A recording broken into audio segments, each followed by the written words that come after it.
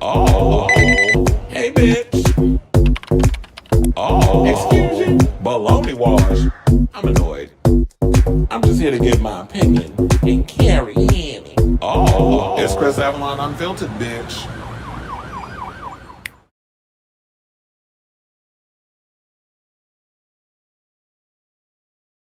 Hello, I'm Kelly Mantle. Hello, I'm Kelly Mantle. No, I'm just kidding. Hey y'all, it's your boy Chris Avalon, and welcome to a brand new episode of Chris Avalon Filtered. Happy Tuesday, everybody. We're basically a show where we're going to talk about all things going on in pop culture and hot topics. So if that's a show for you, definitely stick around because we have a lot of tea to spill today. I'm like, hold on, because I just realized I got to adjust my light. It was looking a little bright up in here. So yeah, we got to talk about, we got some TV news and movie news and stuff. We'll get into that before we get to the big stuff, which of course is breaking down that three-part America's Next Top Model reality check series that premiered yesterday over on Netflix.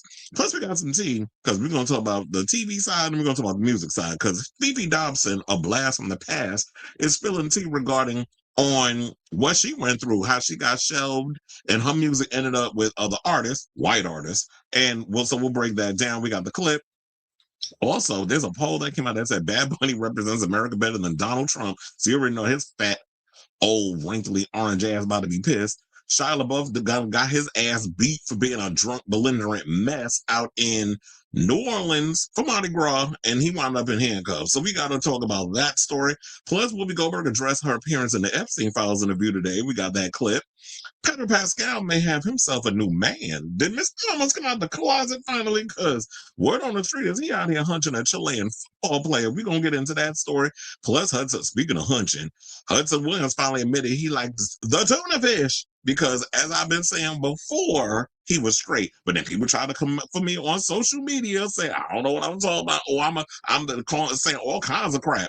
Well, look, weeks later, he wound up finally admitting that he got himself a girlfriend. So, apology accepted. But anyway, we'll talk about that story because when I be coming up here, I don't just be pulling stuff out my behind. I say stuff. There's some truth to what I be saying. Well, I would think you would think that. So I don't be saying stuff just for clicks and likes. So, and then also François Arnaud admitted he was almost cast in 50 Shades of Grey. Plus, we have a drag show that has just been renewed for a new season. We'll get into that. Speaking of drag, we got to talk about Eureka O'Hara and this whole drama surrounding her performing over in Tel Aviv. There was some backlash. We'll address it. We have her statement. Plus, Vita Von Teese, speaking of girls fighting and drama, Vita Von Teese is going in on Plain Jane. So we'll get into that. And remember a movie called Silence of the Lambs, and there was like this trans allegory up in the situation where the people that was behind that film have issued an apology and said that they regret some of the transphobic stuff that wound up in the movie. So it's funny how we're gonna open a bit with people not taking accountability, and that's them over at Top Model, and we're gonna close the show with some people that took some kind of accountability. So I like to wrap things up in a cute little bow before we sign off. But anyway, so before we get to those topics, if you could please do me a solid, hit that like button. If you're new to the channel, hit that subscribe button, and also be sure to smash the notification bell so that way you know when we go live with a brand new episode of Chris Avalon Unfiltered. Please and thank you. Hold on, let me see. There's people already in here. You're always at work. I was gonna say, bitch, you always at work, but how you doing? Happy Tuesday, everyone. Cleveland's in the building. Mm-hmm. He said, who are you telling? It's exhausting. Well, yeah, it's lonely being at the top sometimes.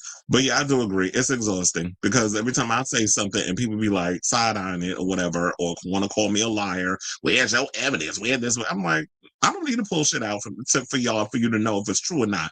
But just know this, that when I say stuff, weeks later, it ends up coming true, which is why I've been labeled by Robert as, what do you call it, the prophet of pop culture. I don't call myself no king of pop culture, the queen of all that bullshit like some of these other pundits be up on here doing.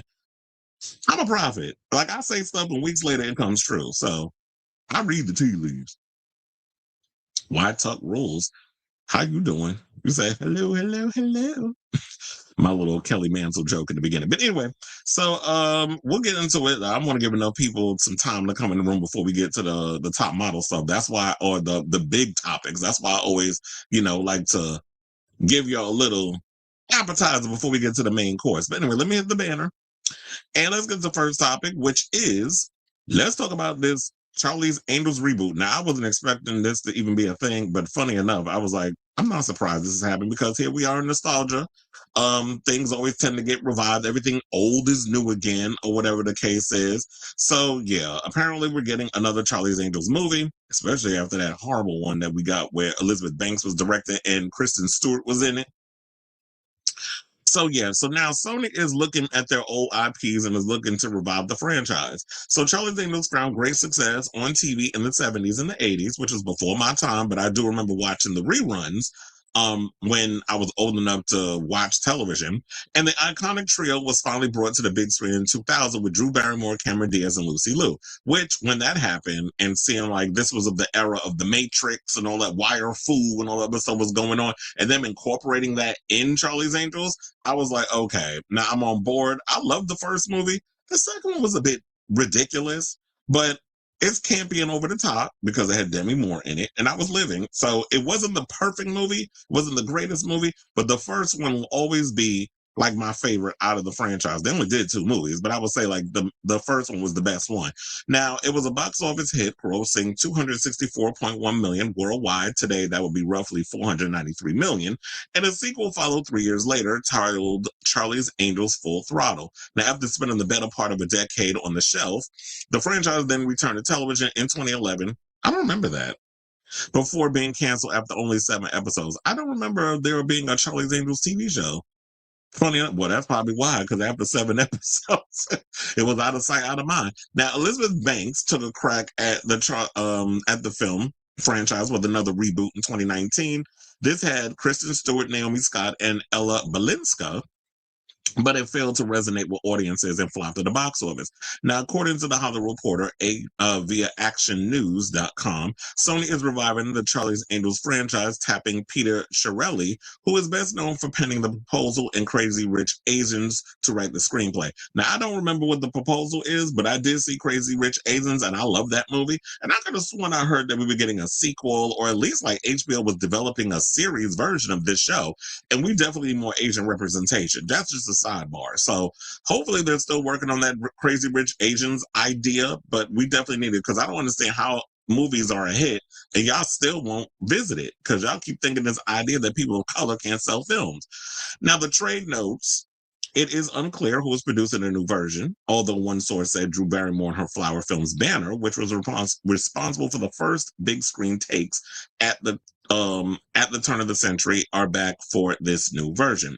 Now, Chiarelli's other credits include Now You See Me Too, oh god, and Sony Pictures Animation's GOAT. Now You See Me, their franchise is kind of hit or miss with me. I didn't particularly like the Now You See Me films.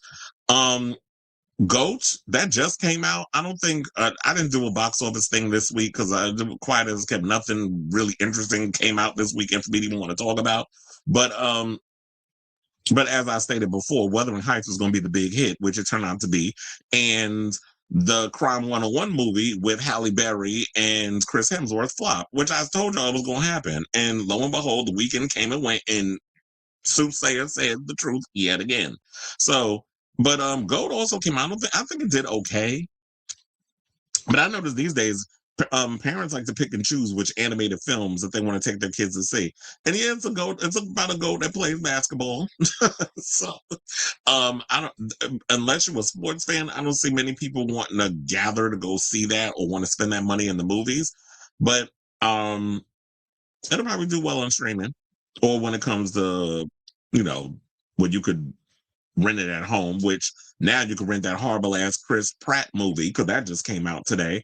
And also 28 years later, The Bone Temple you can watch at home now. I told it's like, what's the point of going to the movies? Like me, I like going to the movies, but what's the point of going to the movies? Like the movies literally just came out like almost, I don't even think it's been a full month, and already you can watch it at home. Now, anyway, as noted, Charlie's Angels opened in 2019 with mostly mixed reviews, underperforming at the box office. before being largely forgotten in the months that followed. With an 8 million opening weekend, the movie could go on to gross a mere 73 million globally on a reported budget of around 50 million. Let me say I'm proud of the movie. I love Kristen Stewart being funny and light. I loved introducing Ella Balinska to the world. I loved working with Patrick Stewart. It was an incredible experience. This is what Banks said in 2022. It was very stressful, partly because when women do things in Hollywood, excuse me, women do things in Hollywood becomes a story. There was a story around Charlie's Angels that I was creating some feminist manifesto. I was just making an action movie. She said, I would have liked to have made Mission Impossible, but women aren't directing Mission Impossible. I was able to direct an action movie, frankly, because it starred women and I'm a female director. And that is the confine right now in Hollywood. I wish that the movie had not been represented or had not been presented as just for girls because I didn't make it just for girls. There was a disconnect on the marketing side of it for me. And that's the thing. I feel like in this day and age where everybody wants about woke this and woke, I'm like, wait a minute. First of all, back 20 some odd years ago, 25, because at this point, the Charlie's Angels, the first one came out 25 years ago. We wasn't talking about all this woke mess. Like whenever an interesting, cool movie came out, we went to go see it. So I like the original the movie, because like I said, the show was before my time. But the movie, it was just like, yeah, they were being girly and silly, and you had these little moments, especially, well, mostly with Cameron Diaz's character. Lucy Liu was like the very uptight, typical Asian girl.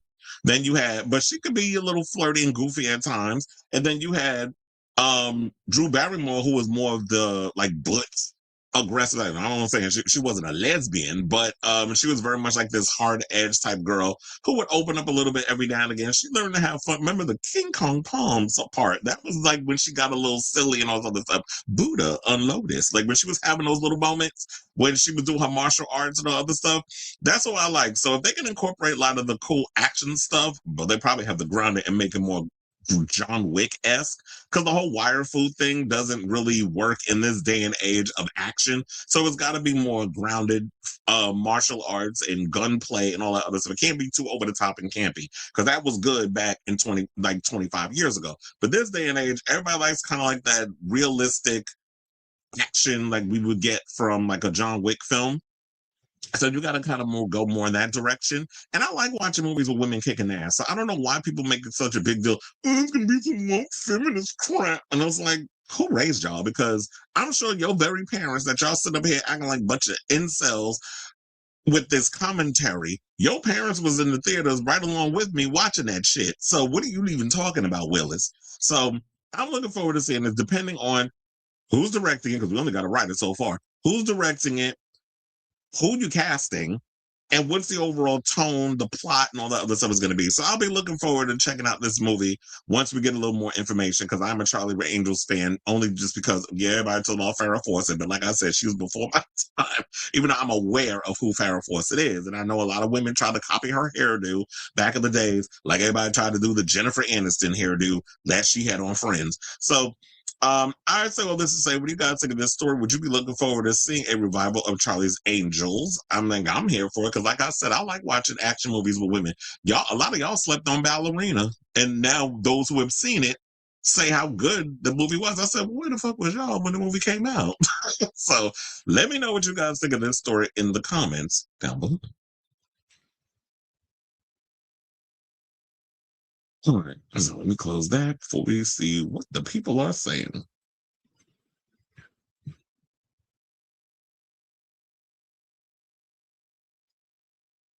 Onyx is in the building. Well, thank you. We love our subscribers over here.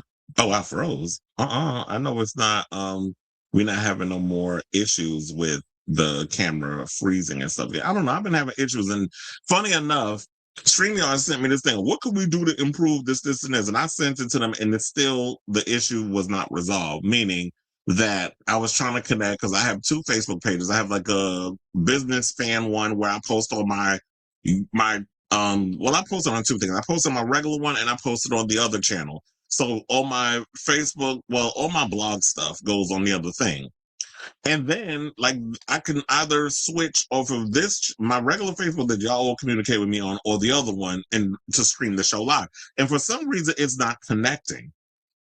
So I went and I sent them this whole message thing, and they still haven't figured it. What can we do to make it better? And like, hello, y'all the ones that do all the technical stuff. What are you asking me for? It's like, just make sure the shit works. So hopefully it's not a situation where it's like, um, when I put the pictures up and I go to read the articles that it's freezing. You said vacation was fun. I'm glad you had fun. Shit, I need a vacation. You said I downloaded a few episodes. Okay. Well, I'm glad that you was downloading and keeping up with what was going on. Keep these young ass kids out of this. Yeah, we definitely need to skewer like mid-20s on up. Like, I don't need. No, I don't think it should be Stranger Things. You want to know something? But I will say this: I would not be surprised if they would pick like a Sydney Sweeney to be in this. Like, I could definitely see that this could be a possible franchise that she could be a part of because say what you want, politics aside, she got the big boobs, she's attractive, she could definitely do all the physical stuff. Now, all the other people, y'all need to, oh, look, I was thinking we could bring Melissa Barrera as one of the other girls. So we got two. And maybe the third could be somebody like a Keke Palmer. Oh, we got our Charlie's Angels. Those are my three. So is Sydney Sweeney, Keke Palmer, and who was the other one I said? Look, I forgot. Just that quick. Melissa Barrera. So that'll be the three. Or, they'll probably go with Jen Ortega. But I'm just like, Melissa Barrera would be better. If you want to put Jen Ortega in it, you can make her Bosley. Or Bosley, I don't know who would be Bosley. I would say somebody like maybe Samuel L. Jackson, but wasn't Samuel L. Jackson in one of them already? I know they made Patrick Stewart, I think was he Bosley or was he Charlie? I can't remember. Because I only saw that other one with Elizabeth Banks once and I didn't particularly care for it. It just wasn't a good movie. I mean, you get an A for effort for doing action, but I just didn't particularly care for it. It also houses the most successful girl group song in the US. Oh yeah, Independent Woman. We got that from that. I forgot we got that song from the thing. You said my mom wants to move to Mexico. Oh, that's what I heard too. You ain't the only one because I have friends of mine, hey EJ and DJ, who've been talking about long before this whole situation went down. They were talking about they wanted to move to Mexico because it's cheap. And when you talk about the inhaler was $7, this is when there was a video that I had saw of people actually crossing the border, Americans crossing the border to go to Mexico to get prescription medications because they know it's expensive over here. So my thing is, and I'm sure that a lot of them was over there ones that was voting for you know who. And my thing is, how y'all sitting up there? Oh, I see your screenshot. It probably was during one of the segments whenever, because it was doing that before, that whenever I would go over to like, let me know if it does it again. Well, let me take this out. Because it's like, I feel like sometimes whenever I go over to some of the articles and I start reading it is when it starts to freeze. So let me know if it happened just a second ago. And then I'm like, okay, I know what the issue is, which is going to be freaking annoying because I can't close out of this and then come back in again. But anyway, so but yeah, there was a lot of people that tend to go over to like to other countries or whatever, and they were going to get their teeth done. They were going to get all kinds of they were going to get all kinds of different stuff. So yeah, that was like so y'all are finally acknowledging that we do have a problem with big pharma in this country. Yeah, I just sort of say it did. That's why I said it's the issue whenever I go over to I feel like should I go out? Hold on, let me go out and come back in again and see if it.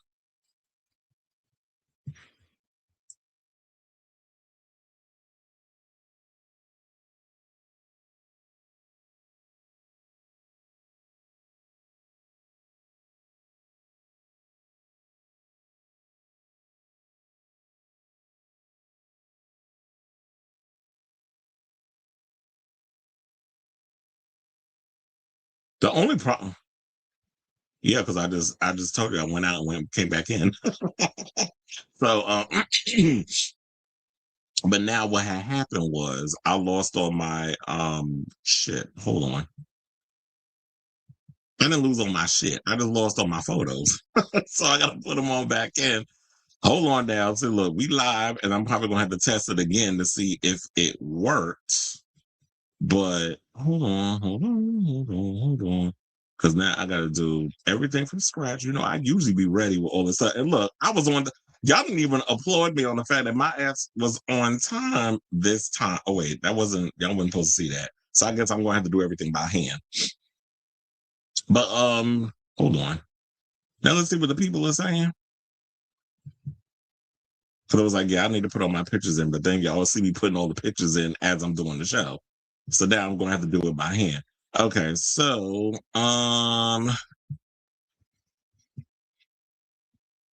who's ready for Team Marissa Barrera? Look, what happens next week with Scream? We'll see what happens. I don't think any Gen Z actress would be willing to have a reboot of a franchise on their resume. Well, look, these kids will be happy to work, so that's what it's going to be at this point. You can see what we were saying. I don't know, that's weird, but so did it freeze again? Did it freeze again? Did it freeze again? And I was like, look, it didn't look like it did because when I came back, it is. I know, right? I said, yes, you are on time today. Today. Now I can't promise you that tomorrow, but today, a bitch is on time. Yeah, so I did it again. I was like, yeah, I clicked over to another thing. I didn't see like if it's freezing or not. So let me know if it froze again.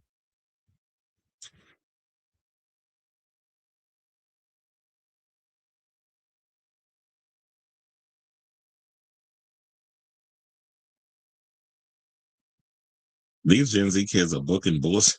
They will jump on for this. Most of them can't act. Oh, well, we got some good ones. We're gonna talk about Shia LaBeouf. He had the potential, but now he out here being a drunk, belligerent mess. But anyway, so let's get into our second topic. Hold on, which is let's talk a little Baywatch tea. So apparently we're getting, speaking of reboots and revivals and camp, we're getting a revival of Baywatch, which now it looked like Stephen Amell may finally have a job that will last longer than Arrow. It depends on if y'all even care. But he's about to play David Hasselhoff's son, Hobie Buchannon, on this reboot.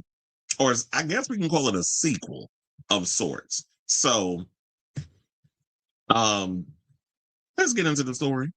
So Amell is the first star to be cast on Matt Nix's Baywatch reboot for Fox. Now, this might actually be good because I remember Matt Nix did this show. Oh my God, I totally forgot what.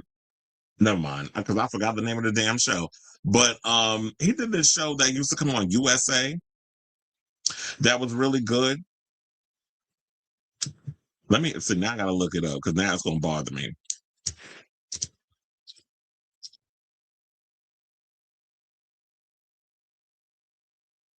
Burn Notice. That was the name of the show because I remember I used to watch Burn Notice. That was my show back in the day. And Jeffrey Donovan was the lead. He was good on that. But and Jeffrey Donovan's been in a couple movies. There was a movie I just saw with him the other day. I don't know. I gave it a rewatch with which is called Wrath of Man with Jason Statham. That was actually good that he was in. So because of Burn Notice, he might be able to bring that kind of same vibe to the show. So it might actually be good. So yeah, they said he'll be playing a series regular role of Hobie Buchannon, a character from the original series. The wild child Hobie Buchannon is now a Baywatch captain, following in the footsteps of his legendary father, Mitch, played in the OG series by David Hasselhoff. Hobie's world is turned upside down when Charlie, the daughter he never knew, shows up on his doorstep, eager to carry on the Buchanan family legacy, and becomes a Baywatch lifeguard alongside her dad. Now, from the first conversation, Stephen Amell brought exactly what this new chapter of Baywatch demands: heart intensity and that undeniable hero energy. He's the kind of lead who can sprint into danger, carry the emotional weight, and still make it feel fun. Well, I hope he knows how to swim. We're so excited to get started, shares Nix, who is an executive producer and showrunner. The role was originally played by Brandon Cole for one season in Africa. I don't know who Brandon Cole is. He started a movie that I loved back in the day with Rutger Hauer, may he rest in peace, called Blind Fury. And then he started on the show Step by Step, which I loved that show growing up. It's a part of the TGIF lineup. And then after because remember, at one point, what a lot of people don't know is that Baywatch started out on NBC as like a regular show, but it did bad in the ratings and they canceled it after one season. Then they decided to revive it and put it on syndication, which was like Channel 9. And I used to watch it it used to come on Saturdays at I think it was like maybe 5 or 6 o'clock on a Saturday. And they used to have shows like Renegade and also Highlander with what the hell was that? Adrian Paul. Like, they used to have all kinds of crazy shows in the 90s, which I'm starting to notice you can watch those shows now if you have Prime Video. I'm taking y'all back. So Baywatch was a huge hit because it gave us Pamela Anderson and Alexander Paul and David Chokachi, which it has been announced that he is the next actor who will be coming back to the show. So they're bringing back some nostalgia cast members now. As far as Pamela Anderson, I don't know if she would even want to come back to the show. Because, she's on this whole uptick about not wanting to wear makeup and all that. She wants to be just like, I want to age gracefully, which is great. So she don't want to do the whole blonde bombshell thing. So I don't know if she'd be willing to come back, but it'd be good to have like a cameo of sorts. So Brandon Cole started out playing the part, and then Jeremy Jackson came and started playing the part when they brought the show back into syndication, which I believe is like 10 seasons. And then remember Baywatch Nights where they tried to do a nighttime show, but that show didn't last long. Eddie Cibrian was on it. Yeah, I'm taking y'all back. I told you I was a Baywatch fan. Now, Fox teases that Baywatch will feature adrenaline-fueled rescues, tangled relationships, complicated chemistry, and beachside heroics that define the original, now with an entirely new cast. I forgot to also mention Jason Momoa at one point was on Baywatch, but I think he did Baywatch Hawaii. During the show's signature red swimsuits, contemporary trapping, tensions and challenges, and a renewed mission to protect Southern California's shoreline. And the fact of the matter, this show will actually continue to film in LA when LA could use the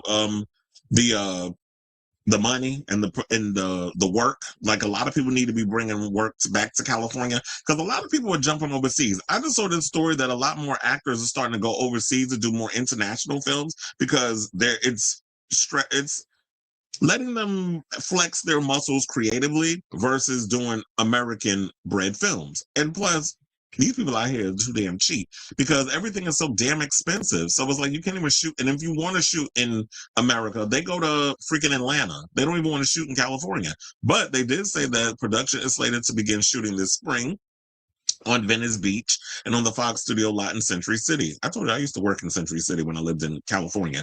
Now, it's also been given a 12-episode straight-to-series order. They said the original series became the most watched show airing in over 200 countries, and at its peak, reached more than 1 billion viewers every week. Hasselhoff led the series and helped launch the careers, as I stated, of Pamela Anderson and Carmen Electra to Jason Momoa and Yasmine Bleeth. I remember Yasmine Bleeth when she used to be on, wasn't it One Life to Live? I'm like, yeah, she's been around forever. But this actually sounds like a good idea. I don't know if maybe it's great that they're trying to do the whole nostalgia thing. And to be honest, I feel like they've been trying to come up with these Baywatch-esque type shows. Like, wasn't there some surf rescue show that was on Fox at one point, and then it only lasted one season, they canceled it? And I'm like, if y'all gonna sit up in here and rip off Baywatch and try to come up with these type of shows that are about lifeguards and this, that, and the other, the best thing you need to do is just bring back the original and stop trying to come up with different versions of something that already is out there that exists that you might want to revive. So I might actually check this out. This might be interesting. I mean, I like Stephen Amell because I like Darrow. I don't like all the other stuff he did. I know he did that other show, which like there was a Suits spinoff that he was a part of, and I heard that show was terrible. So they canceled after one season, and this is like the follow-up. So now, since he did that part. So shout out to y'all over there. I just hope the show doesn't suck. And it'll be interesting to see, like, if this is a sequel of sorts. Didn't David Hasselhoff character die? I think that's why he's not back on the show or whatever. I don't know. I have to look it up because it's been so long since I've seen Baywatch. I don't remember what happened to half those characters, but I do wonder if they're thinking about even bringing back some of the original cast members, kind of like just how they do now, nostalgia. They want to bring people in to like, oh yeah, I remember that character and all the other stuff, like Billy Warlock and all of them. And like I said, David Chokachi's coming back. But anyway, I definitely want to hear from y'all. So let me know what you guys think of this story in the comments down below. I nearly forgot all about Drag Race off because I was watching a show. Oh, please. I actually I remembered. I was like, oh yeah, I'm recording Drag Race. And literally, I think we finished Friday's show. I think we had like maybe 10 minutes left in Drag Race when I was wrapping up this show. He said, I only remember 2 minutes before the rerun started. If that doesn't show my loyalty to you, well, I appreciate all of y'all who was like, you know what, I'd rather watch you than Drag Race. And quiet as it's kept, after watching that episode, I would have watched me before Drag Race too.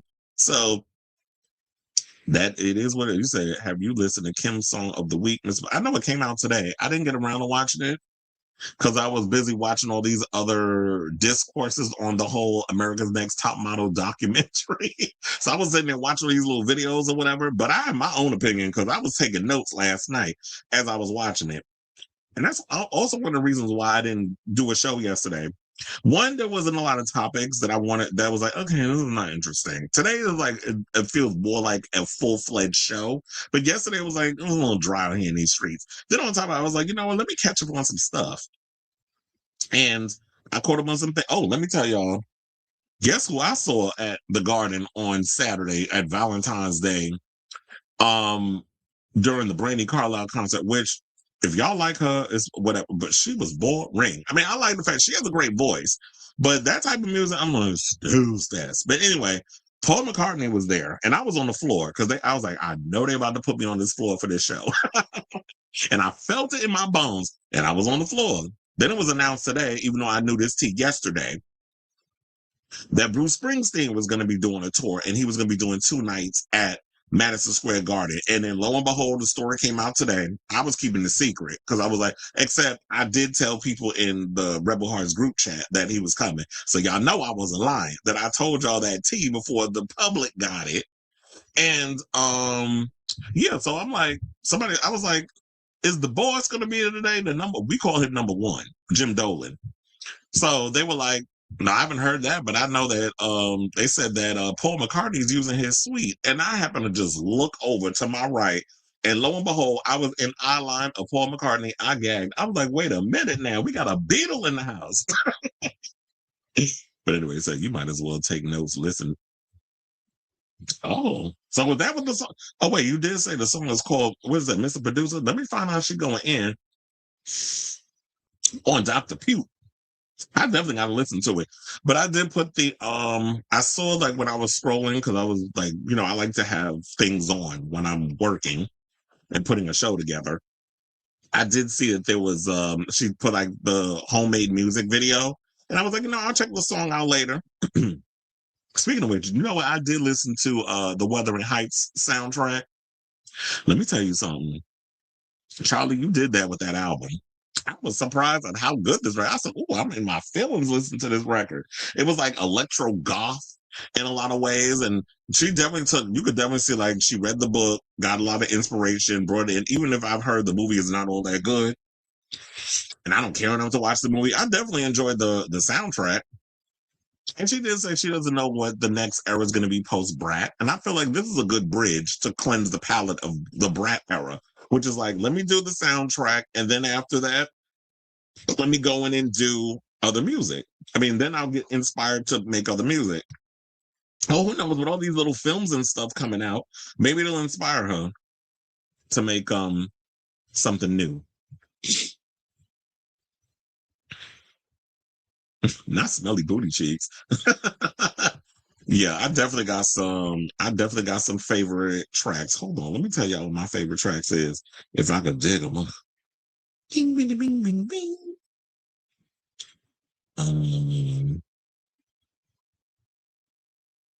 So do I have it in here? I should. I do.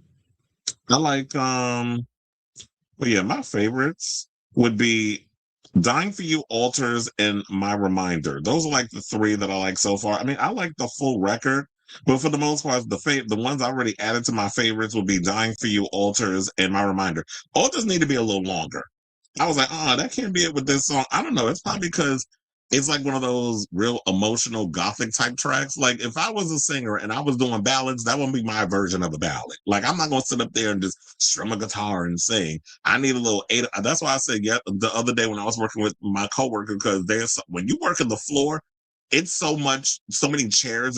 It's so long. Like it's 26 rows and like 16 chairs on one side, and then it's 18 on the other. So you need two people to work in your section. And me and this other kid, Andrew, I was telling him, I said, I'm sorry, but I need an 808 behind my music. And he started laughing. Brandy Carlisle is for lesbian. Chapel write me a lesbian, but she's for the gay. I mean, then again, let me tell you, because when the show was over, and it was over about 11:10, they started playing Pink Pony Club, and all the girls and was leaving. They were singing along. So the lesbians like Chapel too. I mean, I don't think that they go hard for like they would go for her like they would for um a Brandy Carlisle, but I do think that she has lesbian fans. Probably not as much as a Brandy Carlisle would. And the this is why I was mad, because I was so upset. A friend of mine was also out for Valentine. He went to the Nine Inch Nails concert in Jersey. I'm like, damn, why couldn't we get that show? Because I would have loved to have worked the Nine Inch Nails concert. A lot of Kate Bush inspiration on this album. Yeah, I was funny enough. I was thinking Kate Bush. I don't know why I want to say Kate Butch. You know, the queen from Drag Race. Speaking of which, UK versus the World, the new episode I think is out today. So I don't know why I was thinking of Kate Butch, but I just want to say that so bad.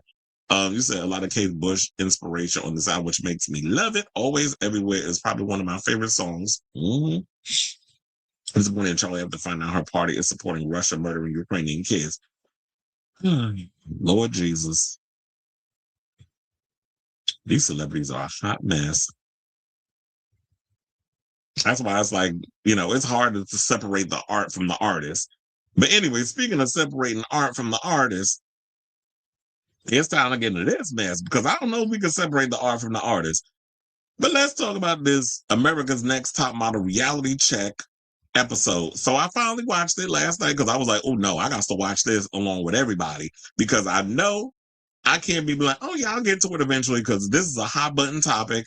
It's on the tip of everybody's tongue right now. And Tyra, you got some explaining to do, because you out here looking like a whole fool. She literally thought this damn documentary that she had that clearly we watched, she has no control over, was going to make her, I guess, come out not looking as bad.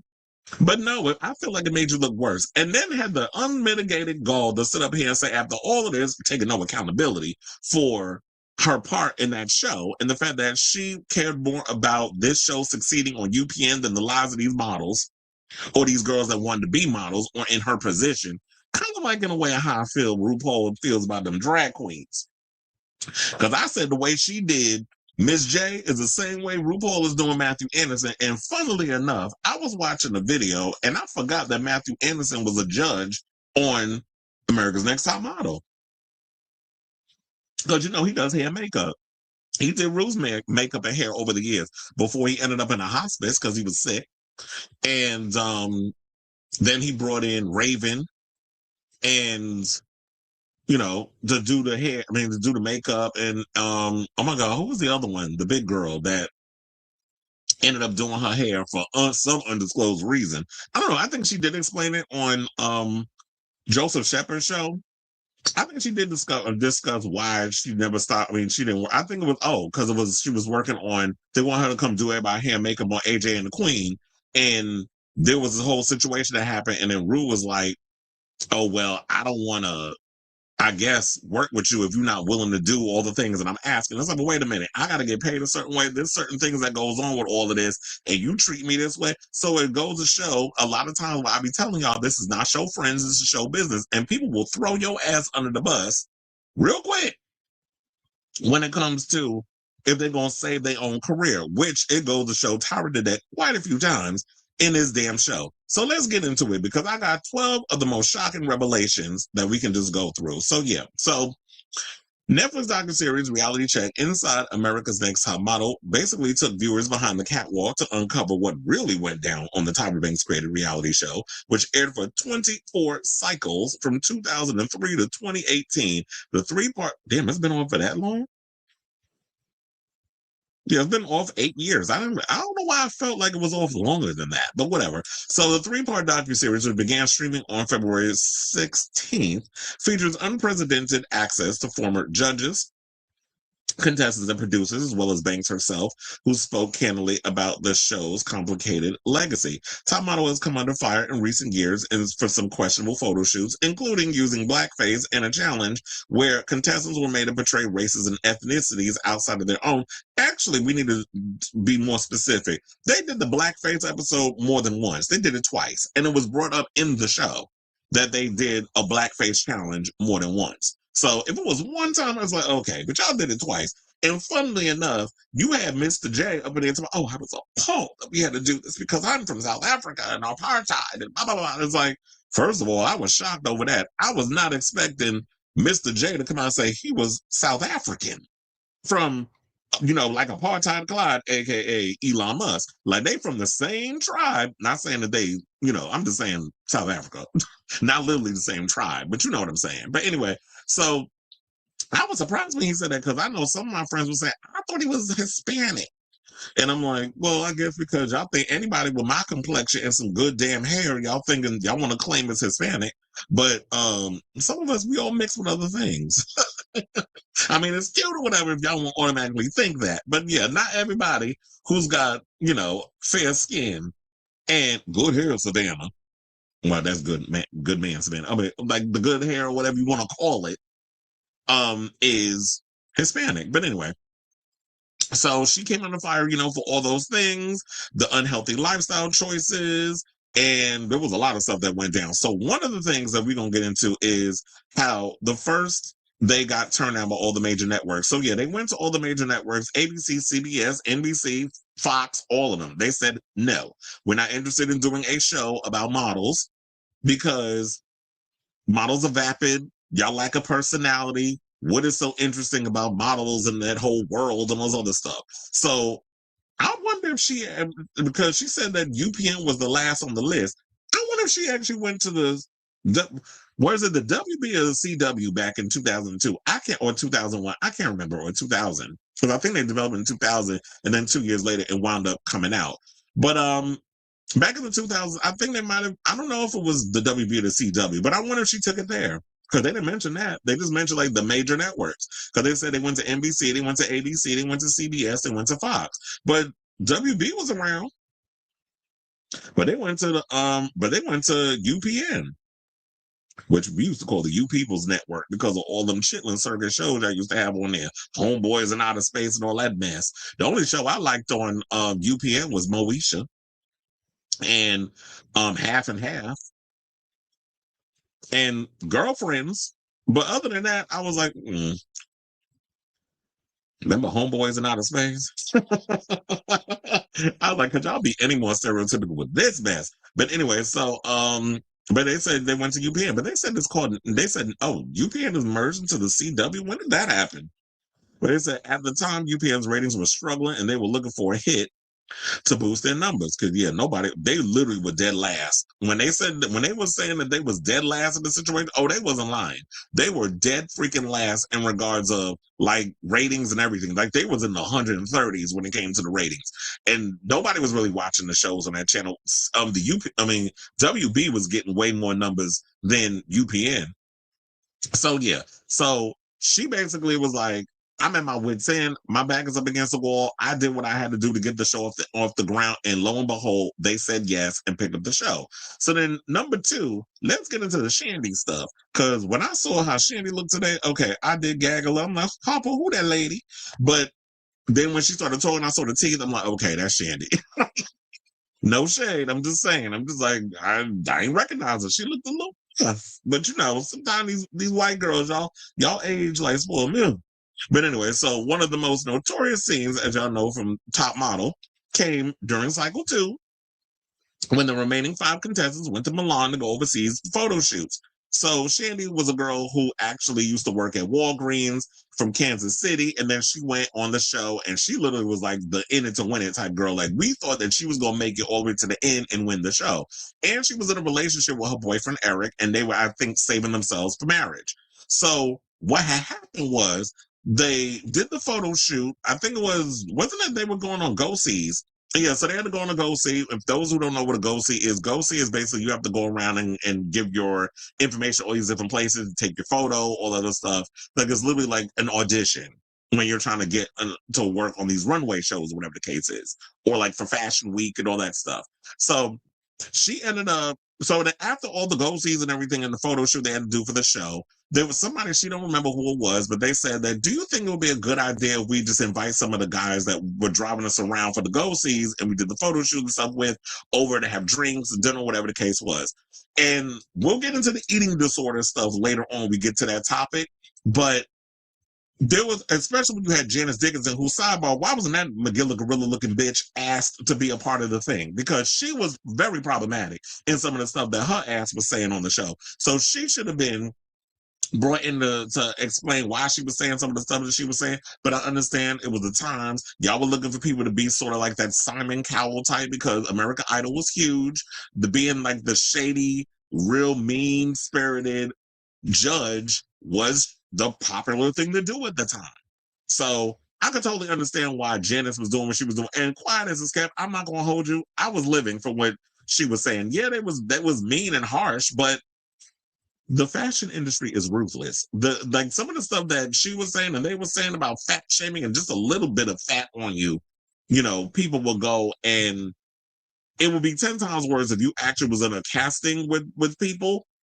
What Janice and them was saying was tame compared to what you would hear when you were actually getting those rooms with those people or what they weren't saying behind, in your face, like right behind your back or whatever. So after the whole situation, the guys came back to the house, and I think what it was that Shandy didn't eat because a lot of times the girls were saying that they wasn't really getting fed the way they should have been getting fed on the show because, if you're doing the show, you got to stay a certain weight, you got to maintain your weight, and they want you to kind of like not be out here just, shoving food down your throat. So I think what it was, and I've done this before when I was younger, when I didn't know how to drink properly, I would drink on an empty stomach. And when you drink on an empty stomach, you get lit real fast, you black out, and an SA ended up happening, which the show framed it as, well, she cheated on her boyfriend. And she didn't, that's not what happened. And what people need to also realize, and I'm glad that Jay Manuel brought this up. So Jay Manuel brought up the fact that when the rule is, and I learned this from watching like The Real World and those other stuff, because I remember they would talk about this back in the day too. If one person is in the bathroom, they cannot film you. But if 2 or more people is in the bathroom, then it becomes a story. Something's going on. The cameras have a right to go in because now it's more than one person. Hence why when you watch shows like The Real World and stuff growing up, you would see a lot of fornication going on with cast members or people they would just bring over to the house, or even similar to like Jersey Shore. They would do a lot of that when it would come to it. So when it came down to it, that's when it became like a story time. Now, whether or not they knew this was an assault and they could tell that this girl was blacked out and this man was taking advantage of her, that's across the producers have to bear and they have to speak up on and admit it. But it's kind of hard when you have people like Tyra Banks and Ken Mock and so many others on the show that refuse to actually take accountability for the shit that went on the show. They did in certain parts, but I felt like for the most part, y'all really wasn't taking accountability. So they did frame it as a cheating scandal, and I thought it was even worse putting salt in the wound. And she had a damn thing in her ear because a lot of these people walk around with them. So the producers filled Tyra in on the situation, and she had the nerve to sit her little flat behind down in that chair and frame it. Oh yeah, one time I came to Italy and we were working and a boyfriend cheated on me, all that crap. And I was like, girl, that shit didn't happen to you. And they were looking to get a rise out of Shandy. And then she goes to look to her like, you cheated on him, didn't you?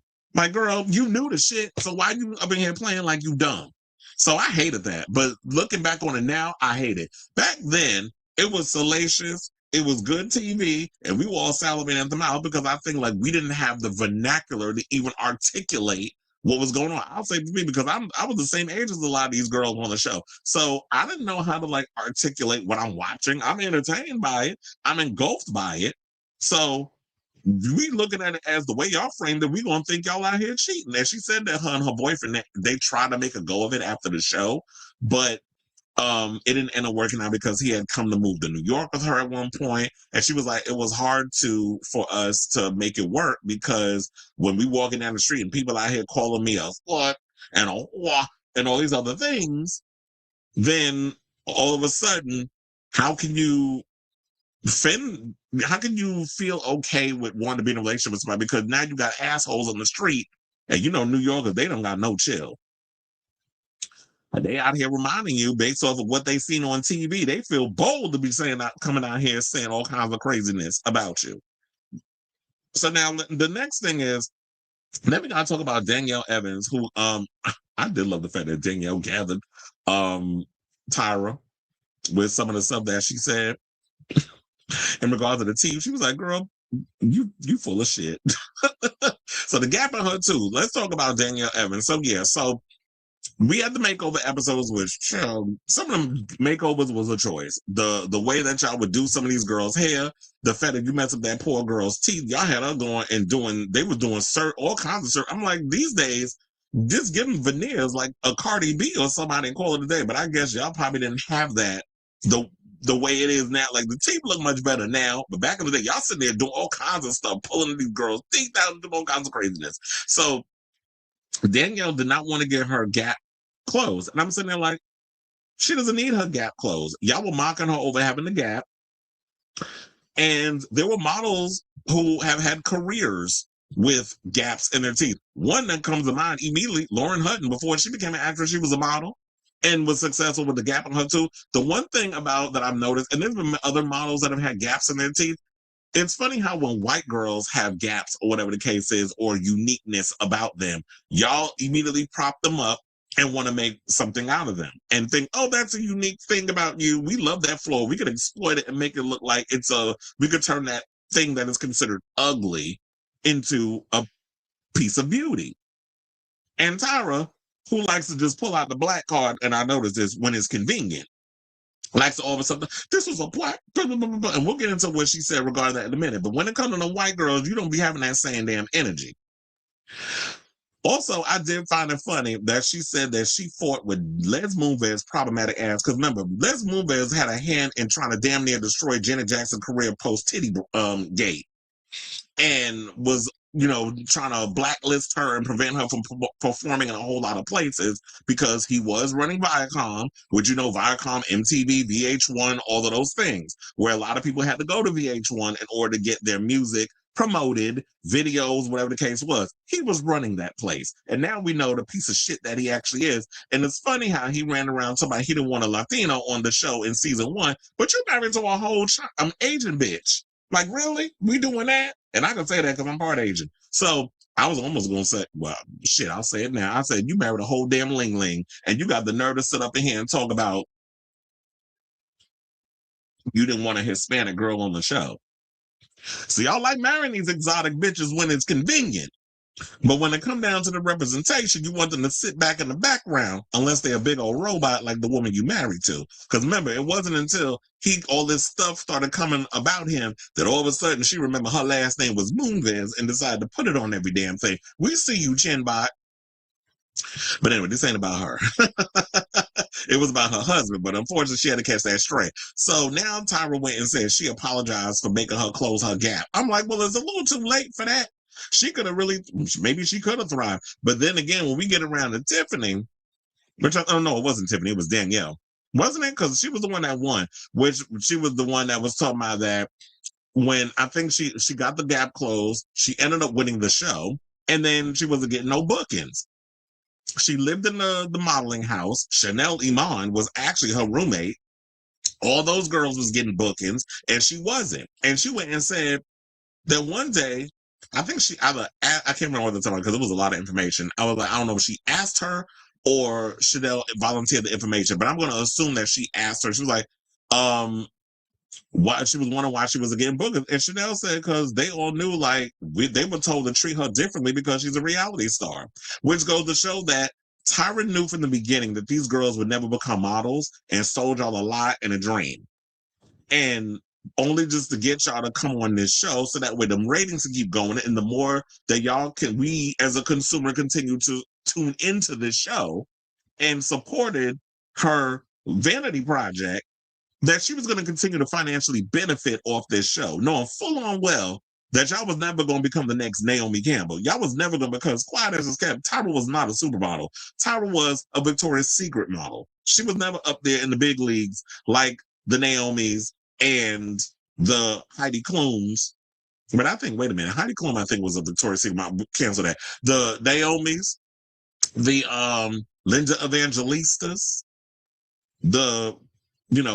even I guess we'll put the world's first supermodel, Janice Dickinson, up in there. The Imans, all of those girls. Which I did find it cute that Iman and David Bowie did give Jay Manuel the blessing, saying that you are where you need to be. And at the time, he definitely was where he needed to be. But we'll get in, as we go down, we'll talk about like how he felt, though, with his whole thing about trying to lead the show and all this other stuff. So yeah, having to change what you would consider their imperfections, when we have known that in the fashion world, you see an imperfection on a girl and you use it to their advantage. That's their moneymaker. Hence, what's the girl that looked like I was gonna say that got all them spots on her like she Neapolitan ice cream. You found her, you put on the show and she's successful.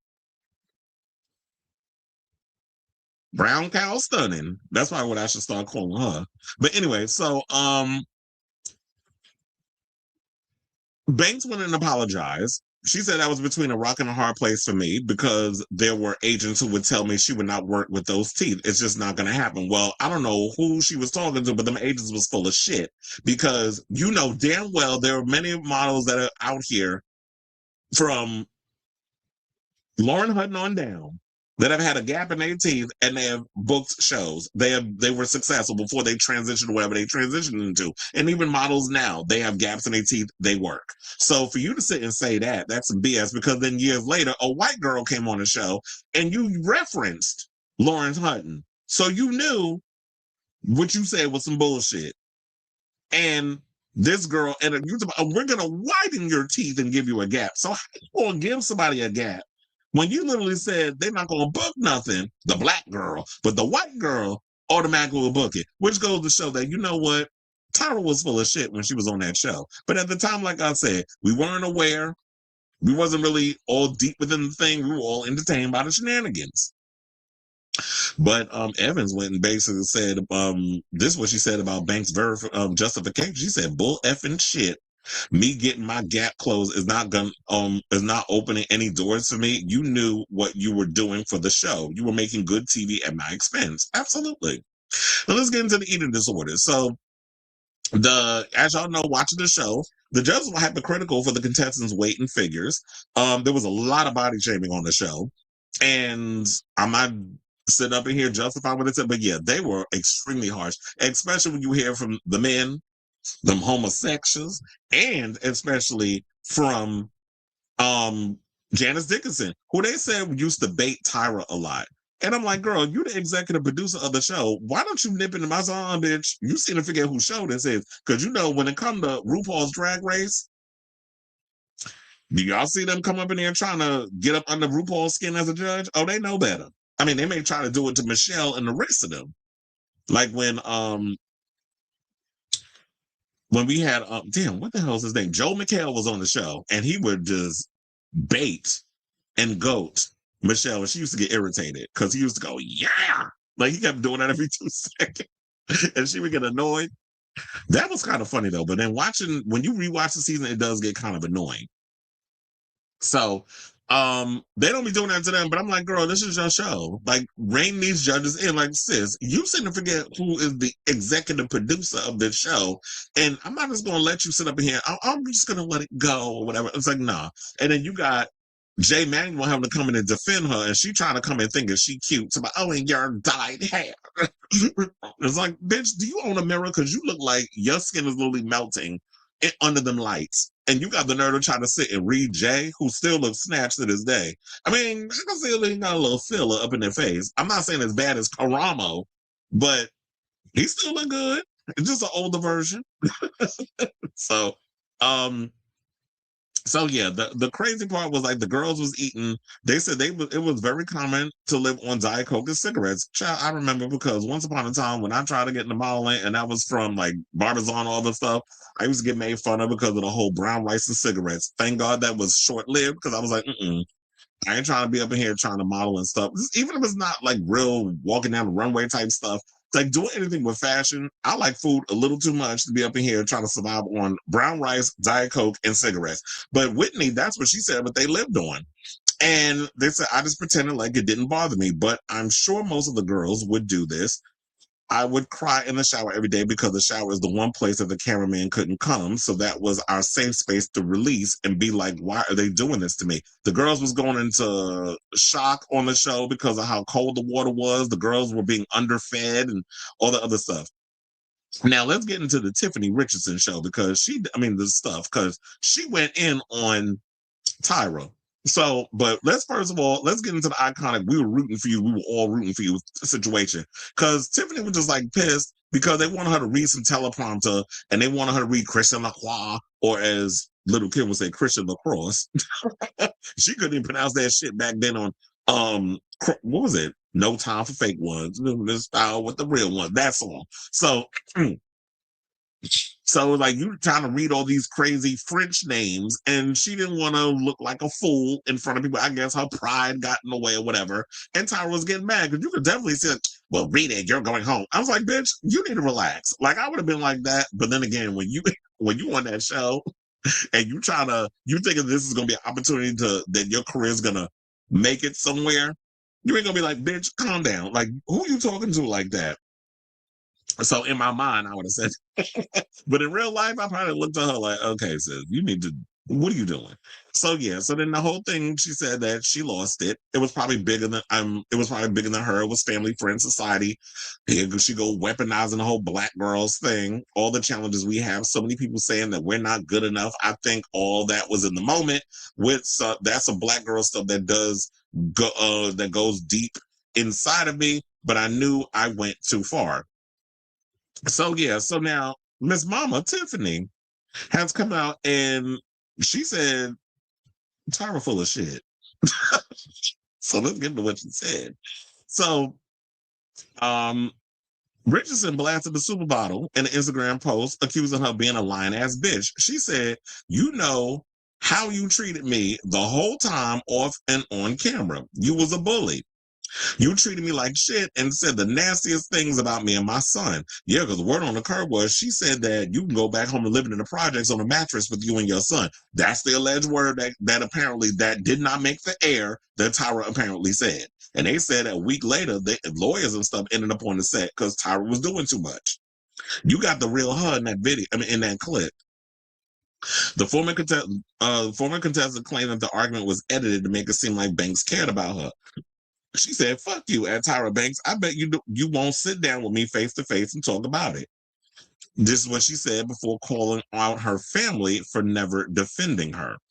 Now, Richardson, who also has been working at a group home in Miami supporting people with mental disabilities since 2017, also noted that she's got more money and helping more people than all or many of the top models. She said, damn shame, it's giving y'all still hating on little black ass me. At Tyra Banks, ho, just let it go. It's been over 20 years.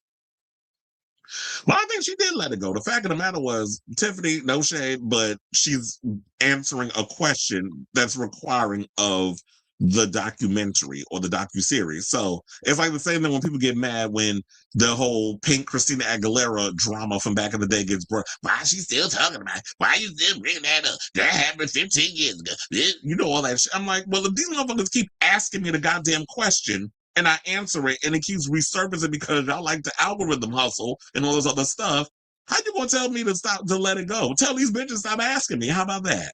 So I hate when people will be quick to lash out at the messenger but you don't get mad at what preceded the message. So I was trying to say, did she say anything else? um, I don't think she said anything else in regards to that. Yeah, I think she pretty much that was yeah, I think that's pretty much it what she said on that. Now we can move on to the other stuff. So now after all of that, oh yeah, that's when Noel Marin went and said this. He said, all I know is the next week we had all the lawyers on set because they said there was a lot more that was really said, and some of the things that were said were really not well intentioned. I will probably never repeat the lines that were actually said in the room that day. People have tried to make it something funny, but it really wasn't. And that's what Jay Manuel said in regards to the situation. Now, speaking of Jay Manuel, let's go back to Hall. So Jay Manuel, I know it was a lot, but look, it was a 3-hour thing. We got to break it down. So Manuel had been with America's Next Top Model since the beginning. He said that during the cycle 8 in 2007, he had reached a crossroad. He said that the show was evolving in a way that I guess he wasn't expecting. And you know, when you bright out, bushy tail, wet behind the ears, and you got this new fresh thing that you're doing, everybody's excited in the beginning. Look, y'all say the same thing about a drag race. Oh, it was cute in the beginning. We liked when it was a little rough around the edges and it was a little more unapologetic and the drama was what it was. But then once you become this well-oiled machine, it transforms into something completely different. And then, oh, it's not the show I used to like and all this other stuff. So the same thing happened with Top Model. And so he said when he got to that point, he wanted to leave the show. It just wasn't fulfilling him. So he wrote an email because him and Tyra had a pact that whenever there was something going on between them, that we would tell each other first before we told everybody else. So he actually honored that because Miss J said that the one thing about Mr. J, he keeps everything, close to the chest. He's very secretive. He doesn't put any of his personal business or anybody's personal business out there. So you're not going to get nothing out of him in regards to that. So once he sent the email, he said that she didn't respond for 3 days. And when she finally did, she only wrote 3 words: I am disappointed. So then after the change, he said that they haven't spoken. She would refuse to speak to him. When they were on set, she was being phony because the damn cameras was on. So we all act like we friends and we kiki in and whatever. And that probably stunned the hell out of him. I was like, but no, Tyra only cares about Tyra and the show. So she's going to do whatever is for the sake and the benefit of that show. Fuck you, fuck Miss J, and fuck and Nigel Barker, which later on we find out that all 3 of them ended up getting fired. And she was like that it was the executives. Girl, you could afford for them. But we realize is that you don't care about anybody but yourself. And at the end of the day, you ended up getting fucked over because they fired your crazy ass because the show did not work when you fired the other people that was a part of the show. Yes, Tyra Banks created America's Next Top Model, but America's Next Top Model would not have been what it was if you did not have your dream team there, which was Nigel Barker, the good-looking heterosexual that was doing the photos, easy on the eyes. You had Miss J, who was teaching them girls how to walk, and his sassy one-liners and all that other stuff. We never seen nobody like Miss J on TV before. So having him there was everything. And Mr. J, who was sort of like the Michelle Visage, when he would come in and with the challenges and all the other stuff and mentor the girls in some sort of way. So having that dream team there, that worked. The network, I just think, got stupid and didn't realize what they had. And instead of coming up with real interesting challenges that didn't try to kill the girls, they all thought getting rid of these other people and bringing in new people was going to be was going to solve the problem. And it didn't. The ratings dipped because I will tell you, I was one of those fans that stopped watching Top Model when you got rid of Mr. J, Miss J, and Nigel. When y'all just had Tyra and all these other fillers up in there, filler queens, I was like, oh, but who these people? I don't care about y'all. You're not interested and I'm not watching. So I left. And then y'all thought, get rid of Tyra. Are y'all done? Well, clearly you were, because then you brought in Rita Snorer. And then the show really went down the toilet. Because nobody cared when Rita Snorer was on there. So yeah, it was just ugly the way she did it. So it was just like, you treated Jay Manuel like shit, which means to show that you really don't care about the people up in there. And it was just sad to see like how you treated Jay. And then he was just like, people talk about being blacklisted. Those weren't the words, those words were not used, but I had suspected that that's what it would turn into. So it was like, if I've been like, oh, I'm just gonna leave the show, fuck you, I quit. She would have run around and probably told people, Jay Manuel is difficult to work with. Don't hire him for nothing. And she'll sit there and blame the executives. But I'm sure she would have had a hand in that mess too, because it just goes to show she really was not here defending people the way she should have been. And it's sad that it was just like, when he wanted to leave, you should have just let him go. But then when he gets fired, then it's like, well, damn, if I would have left on top when I wanted to, we wouldn't be in this situation. But you didn't afford him that because you threatened his career in so many ways. Then they talk about the production would at times purposely not select the model's best photo. Well, obviously, because it's TV, you don't want to be messy. And and it's about personality. It's about who could say the shadiest line, who's going to keep audiences engaged. And yes, because we kept watching it and the numbers reflected that was feeding the beast. And you got to keep feeding it. And after a while, when you're going to run out of shit to do when you got to keep feeding it. They also mentioned that when the models were eliminated, they didn't actually go home. But I thought that was like, everybody knew that. Because when you do any reality show, like even Drag Race, they don't automatically go home. They leave them in the hotel till the show is wrapped, because you don't want to reveal who was on the show or not, or who was eliminated. So you got to keep everybody still on set until the show is done. And then, yeah, so let's get into the whole thing about them preventing the models from getting work, because we did mention that in the show that Danny said that, I remember my first show season, I didn't book any shows. And I mentioned about the whole Chanel Iman situation, so we don't need to go into that again. But let's get into this, because I know this is what really was pissing people off. The Miss J stuff.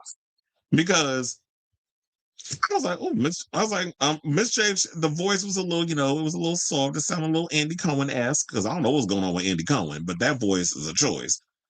His voice is insufferable. Although I will say this, Miss J, no shade, but the voice is not as bad as like, listen, but I understand you was going through some things. And he admitted that he had a stroke a couple of years ago and he can't walk. But I'm glad that he was able to talk, because the voice was like, he still sounded that sassy Miss J was still there. Maybe not at 100%. He was giving about 75, but I'm glad that he was doing better in this situation. So yeah, the iconic runway coach served as a judge on America's Next Top Model. They said he suffered a stroke on December 27, 2022. And he said that when he regained consciousness, he was unable to walk and talk. Now, he said, I miss being queen of the runway. Funny enough, I did not know that man was pushing 70 years old. That gagged me, because I was like, I think he's 68. I was like, really? You look good. Blood don't crack. And he said, I miss being the queen of the runway. I'm the person that taught models how to walk. I taught models how to walk, and now I can't walk. Not yet. Not yet. I'm determined to walk. Now, while recovering in the hospital, Alexander was visited by Nigel Barker and Jay Manuel. And he said, I don't know whether he even wanted me to see him in that way. I was going to see him. This is what Nigel said. And that was just a terrible shock, and really upsetting and horrifying and scary. And yeah, Banks did not, Tyra didn't go visit him. And he said that she just sent me a text that she wants to come and visit me. But no, not yet.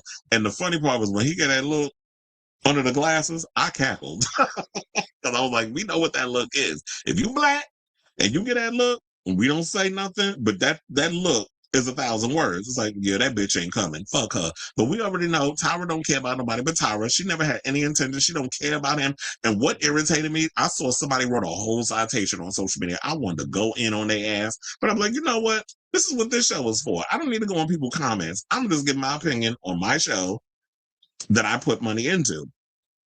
And he was like, she's not obligated to go visit a co-worker or whatever. I'm like, excuse you? First of all, this is where y'all get it misconstrued. This is not working on America's Next Top Model type situation. This is not y'all regular cubicle job that y'all punch in at 9 and punch out at 5. This is not the same thing. American Next Top Model was a whole nother machine. When you work in the entertainment industry, it is a whole different vibe than working a regular cubicle job. Because when I was at VH1, and I got a whole culture shock on how the energy is different when you work in the world of entertainment versus working a regular job. Now, if it was a regular job, I would not be going around hanging out with coworkers. Now, I did do that when I worked at AMC because it was a different vibe there too. Like everybody, it felt like real friends, real family, and I still run it every now and again. I run into people that I used to work with. I think I must have made a big impact on them because they remember me, and I'll be looking at them like, I remember you, but I don't remember your name. But I don't be telling them that. But they remember me apparently. But AMC was a different vibe, and I'm still friends with a lot of those people there. But there have been other jobs where it's like, I wouldn't spit on your ass if you was on fire. Like I literally, like once I punch out, I don't know you, I'm going my a different way. But the reality is, Miss J taught Tyra how to walk on a runway. It goes deeper than that. So for you to sit up and just whittle this down coworkers, it's like, fuck off. Like, y'all don't even know what you're talking about. That's not what this relationship was. It was way more than that. Well, at least he did. But I guess there's no honor amongst thieves. Tyra just be, rose-colored glasses, the horse blinders on. She looks straight ahead. She don't look around. And she don't care about nobody but herself. That's what it was given. Now they said they regretted the race swapping and the crime scene shoot. So the team expressed regret over some of the show's most notorious model shoot concepts. Is jaw dropping that after doing a clearly ill-advised shoot where models use makeup and change their race, the show did it a second time, as I mentioned, a few cycles later. They said that was their way of showing that brown and black was beautiful. Well, if you wanted to do that, then you should have brought more people of color on the damn show instead of thinking, oh, we just gonna paint a bunch of girls to look like they got soot on their face rather than them being actual black girls. So when we put it out there and the world was like, are you crazy? Have you lost your mind? Looking at the show now through a 2020 lens, it's an issue, and I understand 100% why.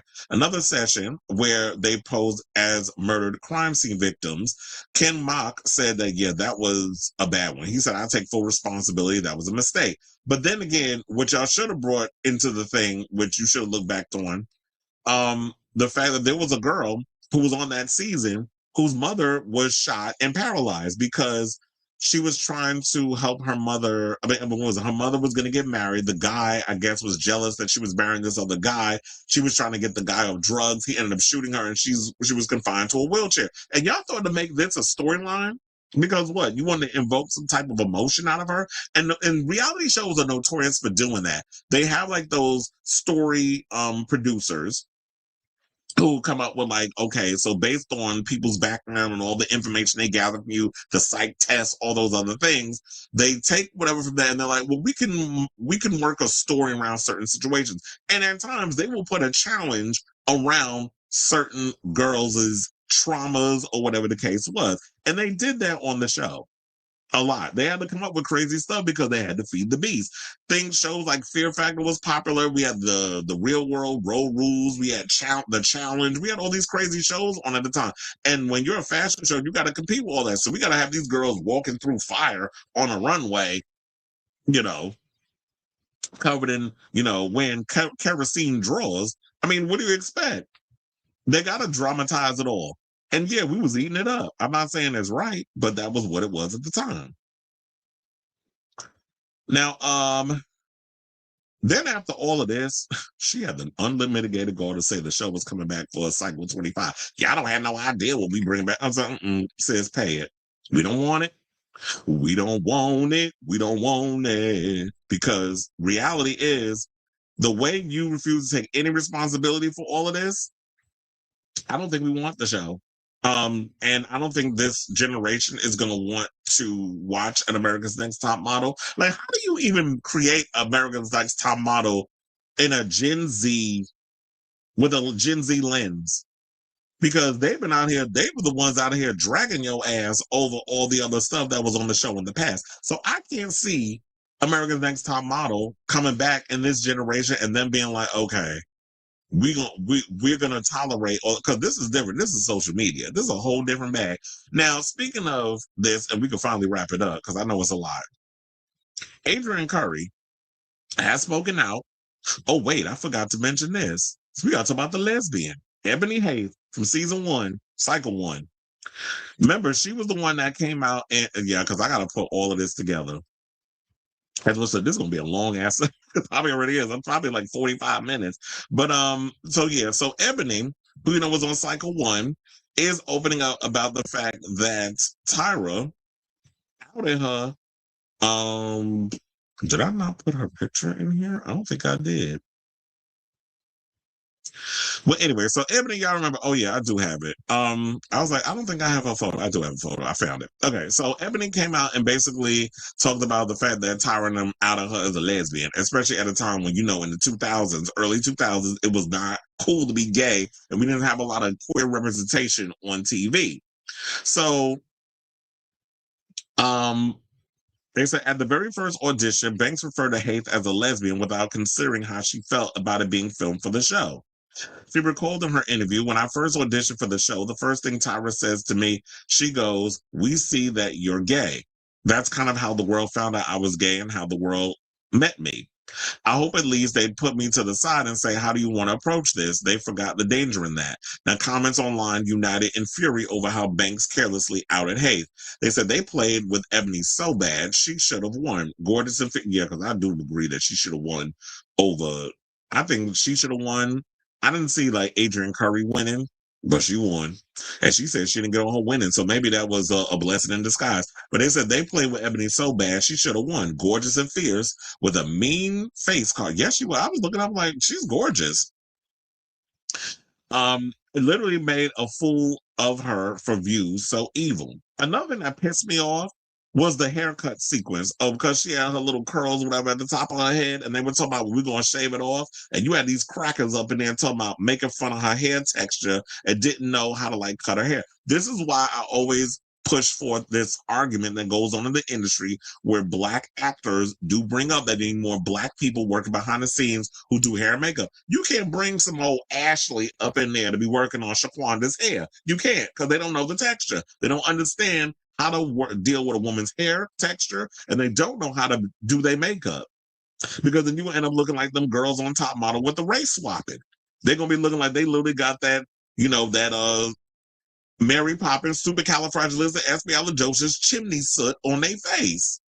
And we can't be out here just having these old, Karens out here doing Black people hair and makeup. So yeah, because wait, hold on, let me bring this up. I didn't think about bringing up the Twitter picture because I was like, look at Miss Ebony back in the day. Well, she look good now. I mean, I like the hair and everything that she had, but how does she look back in the day? I was like, oh yes, if I was a lesbian, oh trust and believe, I'd be all up on her. But I'm allergic to tuna. I'm allergic to seafood. Okay, so they didn't say later during the makeover. Oh yes, we talked about the hair and all the other stuff. And she says, when I was on that show, I knew people would be against anything I represent, being a Black woman that's gay or whatever. And that's 2 strikes against her. Well, 3, because she's Black, a woman, and gay. And we already know that a lot of y'all don't respect women. Black women are the most disrespected, and y'all don't like lesbians unless you think you can sleep with them. So that's 3 strikes.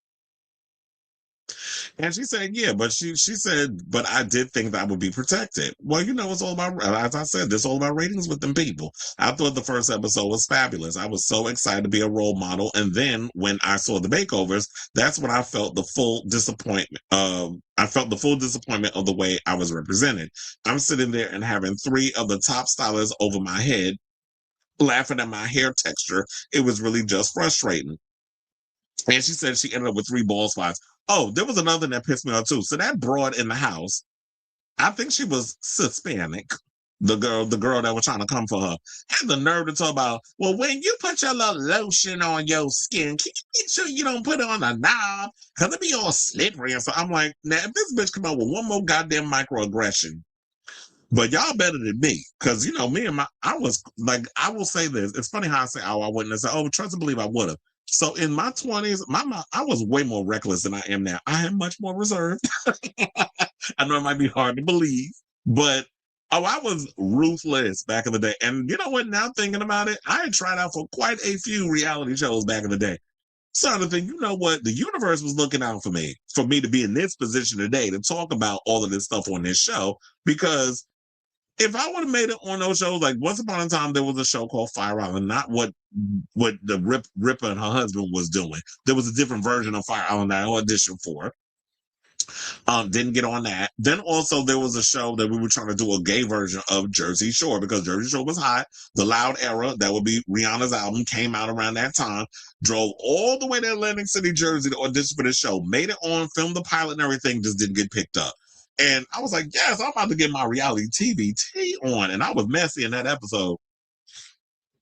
But didn't happen. So it's probably all a blessing in disguise because I'm like, you know what? Maybe it's best that I didn't get on that show.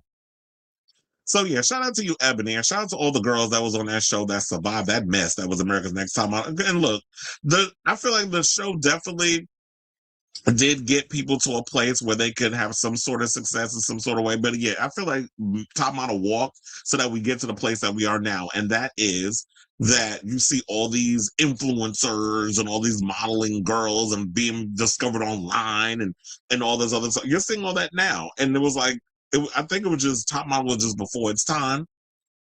But yeah, y'all still don't get excuse for your behavior. So last but certainly not least, because we definitely got to wrap this up. I feel like I spent like a full hour on this, but we had to break it down. That's a lot.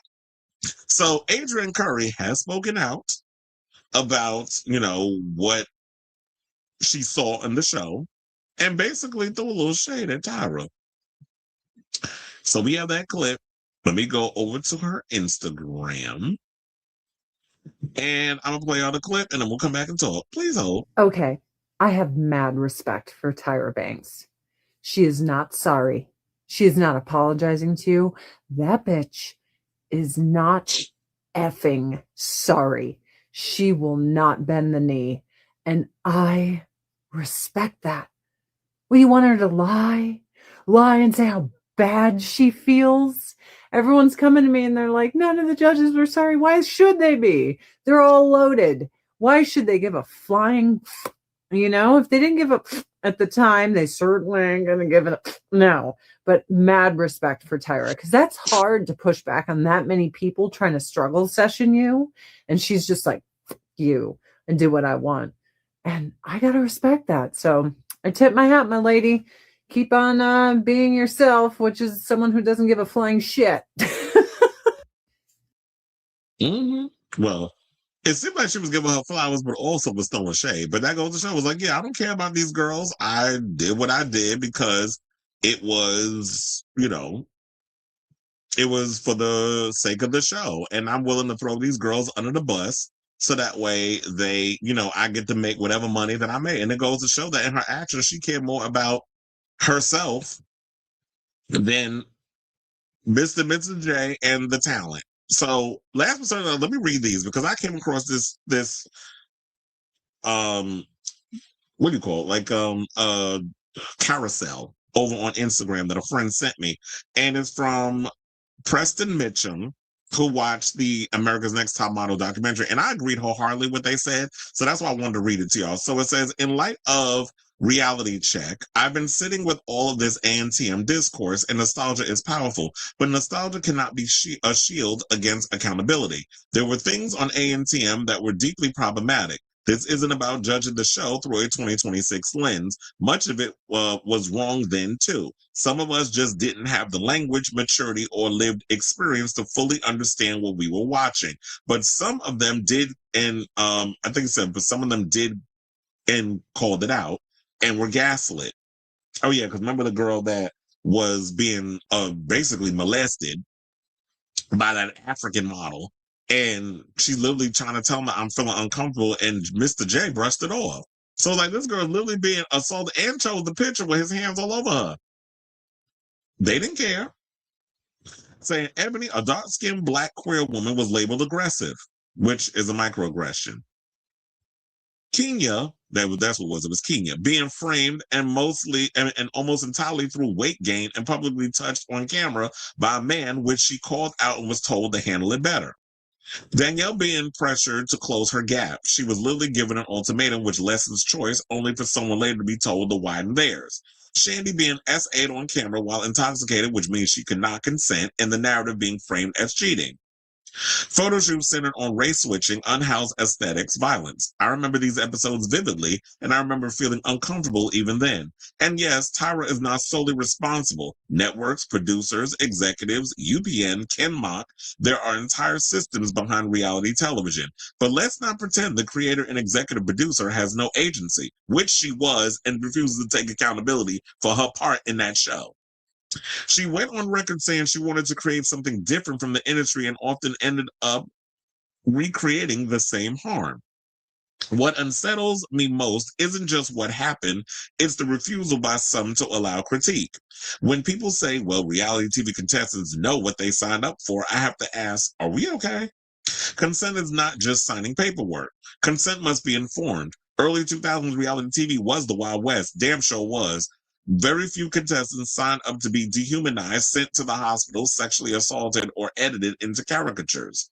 And yet, when harm happens, people rush to blame individuals instead of interrogating the system that incentivizes spectacle over safety. We should be able to hold multiple truths. Tyra is not the only one responsible, and Tyra is not absolved. People were hurt. Some contestants have said so. Silence for years doesn't make that go away. I am disappointed is not the same as reflection. It's not the same as contrition. Some of the defense I'm seeing is honestly frightening. We can love that. We can love what we can love what something meant to us and still admit it caused harm. Let's loosen nostalgia's grip just a little. The irony is, I distinctly remember Tyra saying something like, when what you think you're putting out is different from what people are receiving, maybe it's you. Well, that doesn't mean erasure. It means growth, reflection, accountability. And frankly, I wish she would model, no pun intended, that more fully. We can hold systems accountable. We can hold executives accountable. We can hold networks accountable. And we can still acknowledge that something shaped our childhood. But pretending harm didn't happen because we love the show, that's not it. So that was basically that. I wanted to read y'all that because I feel like that pretty much sums up this long ass post. Even though I had to come up in here and break it on down. I know some people want to give their little 15, 20 minute citations. If we're going to break down the thing, we're going to break down the thing. So I definitely feel like if you haven't seen the show yet, definitely check it out. It was an eye opener. I don't feel like it really revealed much of anything, but it does give open up the conversation of like, yeah, you created this show. We loved it back then, but you have to show some sort of accountability. And I feel like we didn't get that, especially from Tyra. So, Miss Tired Banks, if you really thinking about bringing this show back, don't do it because it won't survive. Especially since now people are really dragging you behind online for being tone deaf and not being able to, and just lacking self-awareness. So I say all this to say in this long post, what do y'all think of, oh, hold on, I almost closed the whole show. What do you guys think of this story regarding all of this? Oh yeah, first of all, wait, let's not wrap it up. One more thing. Let's get into what some of the people, let's get into what some of the people were saying. We can do that real quick.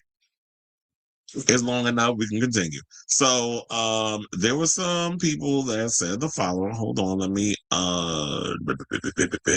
make it size it up. I'll just read it to y'all what's going on. Y'all probably see it. So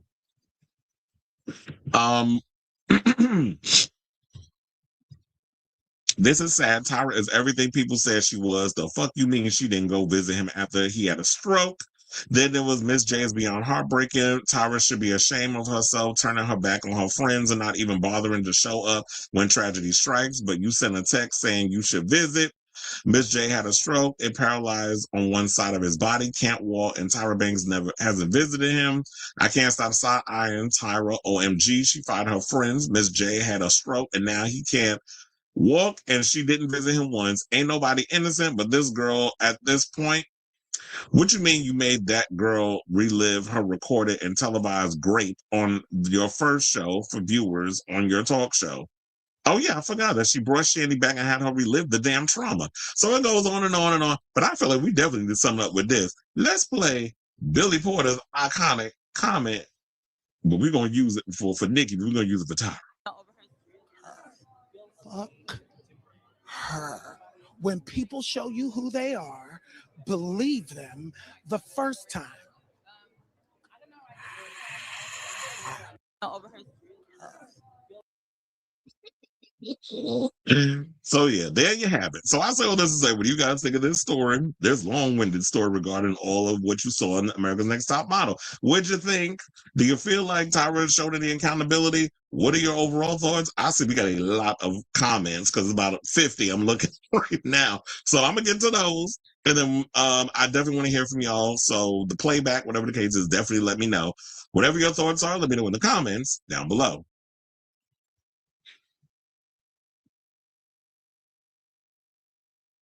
All right, hold on. Let's scroll on because there's a lot.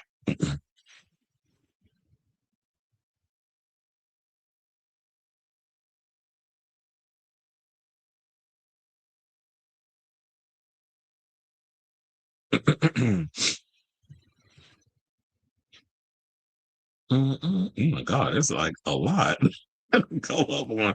Hold on. I know it's a lot. It's taking me a minute to find these. Are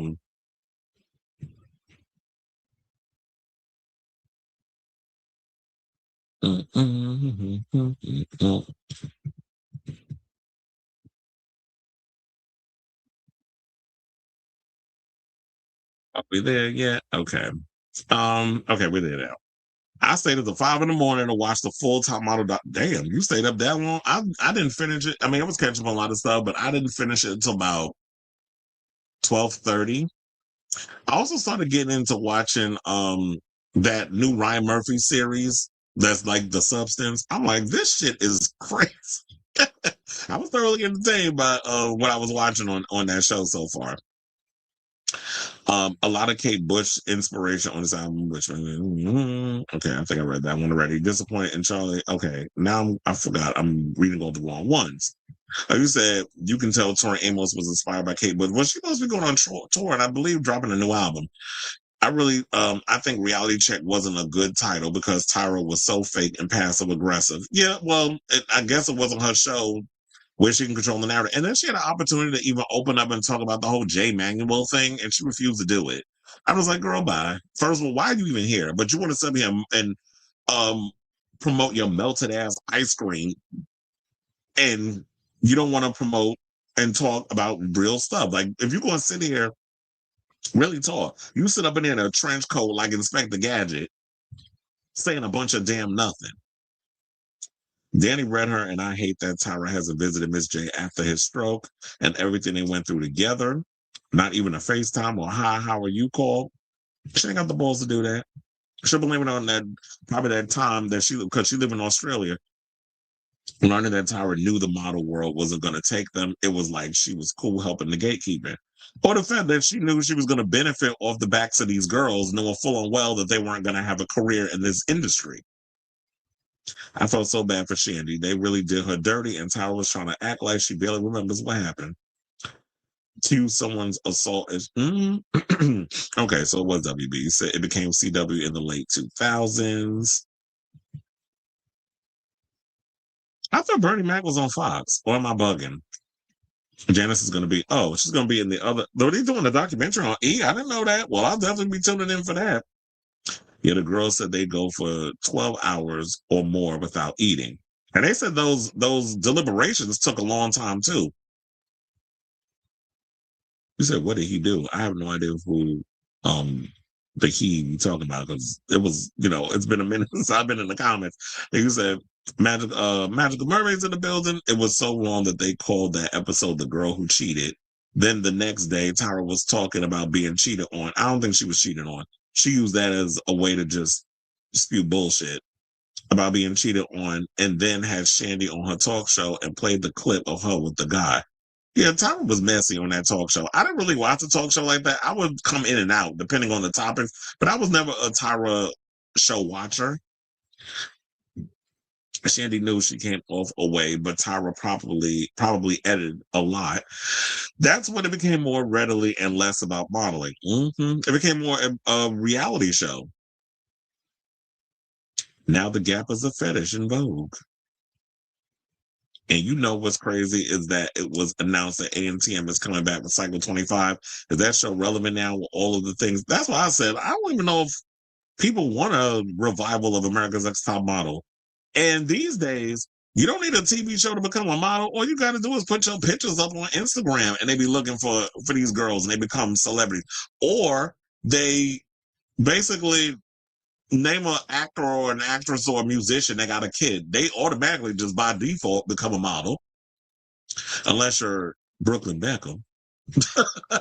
Because remember, once upon a time, he tried to be a model, and I guess it didn't work. But he said those extreme hair makeovers unforgettable. Remember The Swan? Oh my God, that show was a mess. Tyra happily announced, yeah, it was like, please, we're not watching. Especially with this new generation. I mean, maybe the nostalgia baiters, the nostalgia fans will watch, but no. After that little piece that I read with, the slot of stuff that I read regarding like us breaking down that show and how, yes, we can love the nostalgia of it all, but we also got to call out the things for what it was.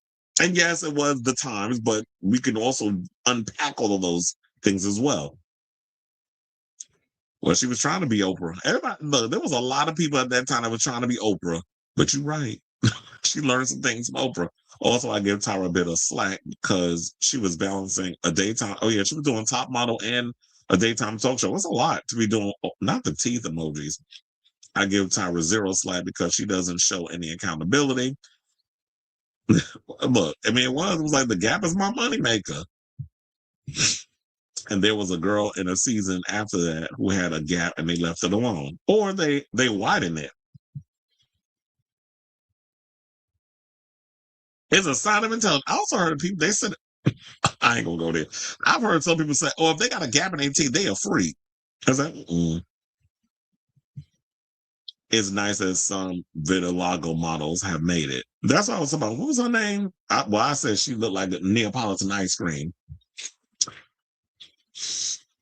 Or brown cow stunning and then a sensation. Shout out to Mo Hart. That would have been nice to have heard from Eva, but she's an actual star. Okay. Yeah, Eva wasn't doing that show. Tiffany said she never felt like Tyra was genuinely supportive. She did. Absolutely. Yeah, it would not get. That's why I said, like, you could talk about, you don't have no idea the things we're bringing up for Cycle 12. After watching that docuseries, I was like, people looking at it like, girl, oh no, that show was not getting me. That we're not bringing back America's Next Top Model.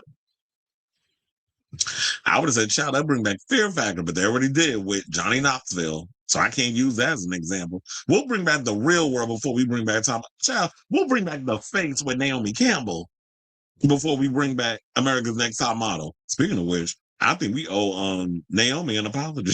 She probably saw Tyra for the bitch she is. I watched pretty much all of our chats with the girls. Yeah, I'm sure that'll be a lot more coming out with all of this because I'm sure that this is going to be something we'll be talking about for the next couple of days. He said, yeah, then, we talking about all the things that I brought up. Oh, yeah, I forgot Twiggy was on the show. Yeah, we definitely, we loved when Janice, that's what I said, like, everybody talks about how harsh Janice was, but we was living for it back in the day. I'm not saying it's right. But Janice was trying to be the Simon Cowell of the show. It was sweet to see Nigel hug him. She sent me no daisies. Oh, yeah, that's what he said. I forgot.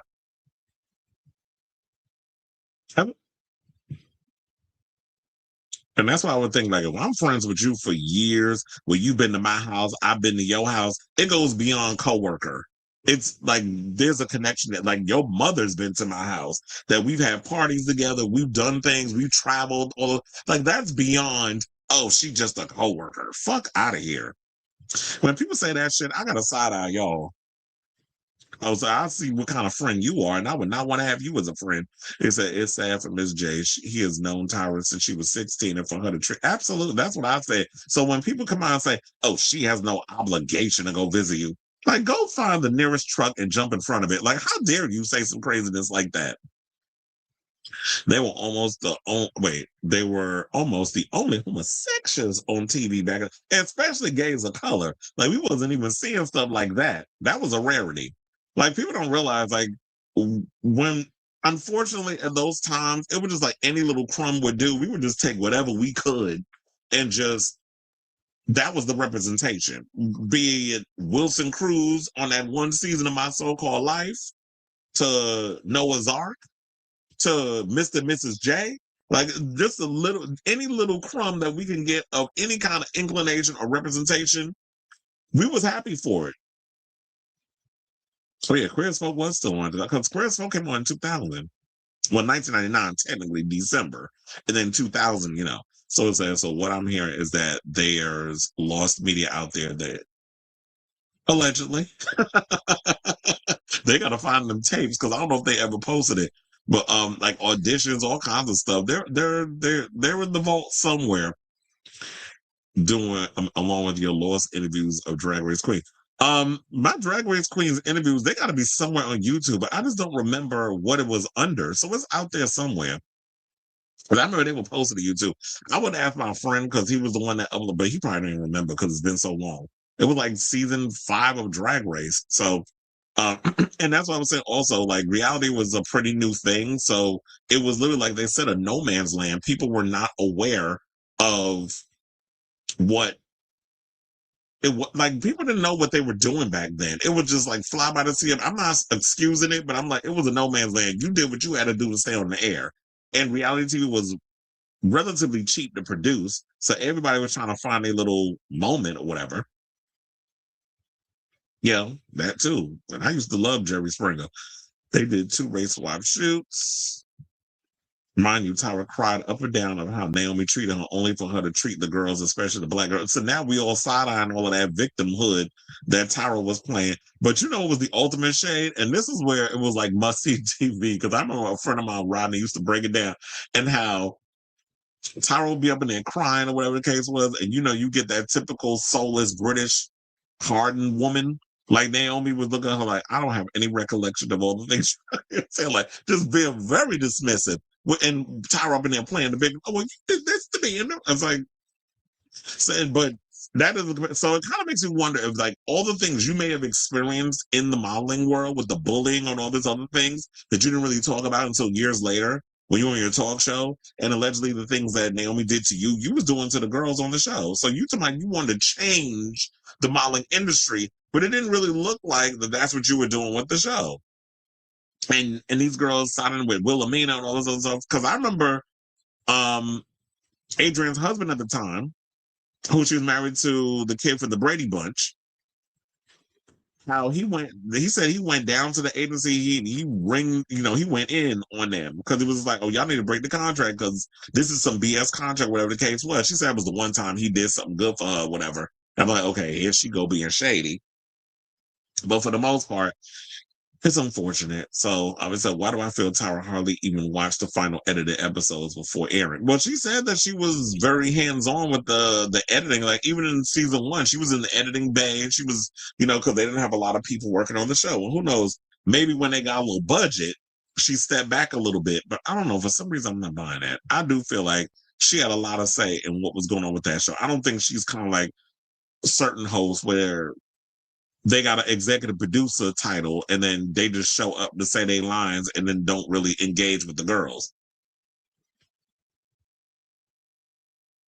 Oh yeah, I forgot about Star Search.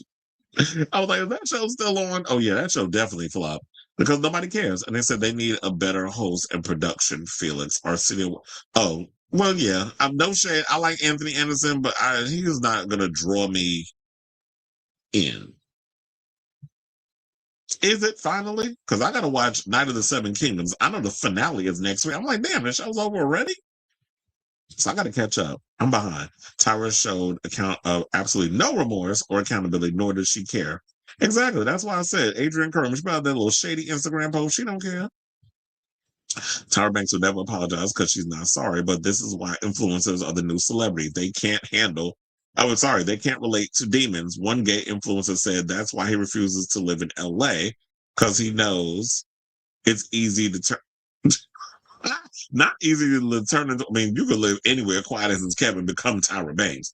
But I lived in LA for about a year and I had to come back because I'm like, I just can't stand the phoniness of these people. Everybody out here is fake as fuck. Nobody wants to really, like, when they say, oh, I'll meet up and all of this other, people really don't follow through with things. I just miss the energy and the just the overall realness of New Yorkers. And that's why I came back. And first of all, media capital of the world is New York. So if I'm in media, I don't need to be in LA. I mean, if I need to, I can fly back and forth. It's a 5-hour flight. And I like the weather. That was about it. And some of the guys out there is hot. But I didn't like this whole idea of this pressure of me having to maintain a certain figure. Like, I like going to the gym, but I also like my food. And I don't want to be up and going to LA and this whole pressure of you have to look a certain way to be accepted. Especially when I live close to West Hollywood. I live like 30 minutes away from West Hollywood in Silver Lake. So, but it takes about maybe 30 minutes to get there. Said that's the normal model world, eating only soups or salads. Or the joke for me was brown rice and vegetables. They said, I know so many people say it's a product if it's time. I mean, a product of its time, but that doesn't exempt it or people of absolutely. And I'm hoping we got that point across. Action have consequences no matter how long. And she get Winnie Harlow. That's why I said, I don't know why. Look, I said she got you saying vitiligo, and I said Neapolitan. Or brown cow stunning with that ooh-ah sensation. Y'all know the song. Madonna was born with hers and she hates it. I'm learning all the flaws we ended up hating. Glasses gapping. But the gap in the tooth for Madonna, that was kind of like her signature. That and the mole. He said, and it's like all in vogue. But back in the day, being a nerd was a sentence to absolutely. So now being a nerd is cool. When I was growing up, being a nerd was not cool at all. You had to try to fit in. That's why I was like a floater for most parts when I went to school. Because being a nerd or whatever, being a bookworm, that was not cool. Now it's like being a nerd, it's trendy. So a lot of my generation walked so you bitches can run. Be accepted to be nerds and things. But yeah, it was totally not accepted to be a nerd. Exactly. Jump, jump, jump in front of it. Shout out to Aretha Franklin. Oh yeah, Peter Brady from that show, The Brady Bunch. Child, we finally got through these comments. It was 50 of them. But yeah, we made it through it. Look, we made it through the wilderness. Somehow we made it through. Ooh. All right. So speaking of that, now we can transition to another topic. We already ransacked the fashion world. Now let's throw some shade at the music world. And let's talk about Fefe Dobson. So I know that may be a blast from the past. Some people are like, who? She was like this biracial girl back in the day who was doing rock music. She was from, I was going to say Canada.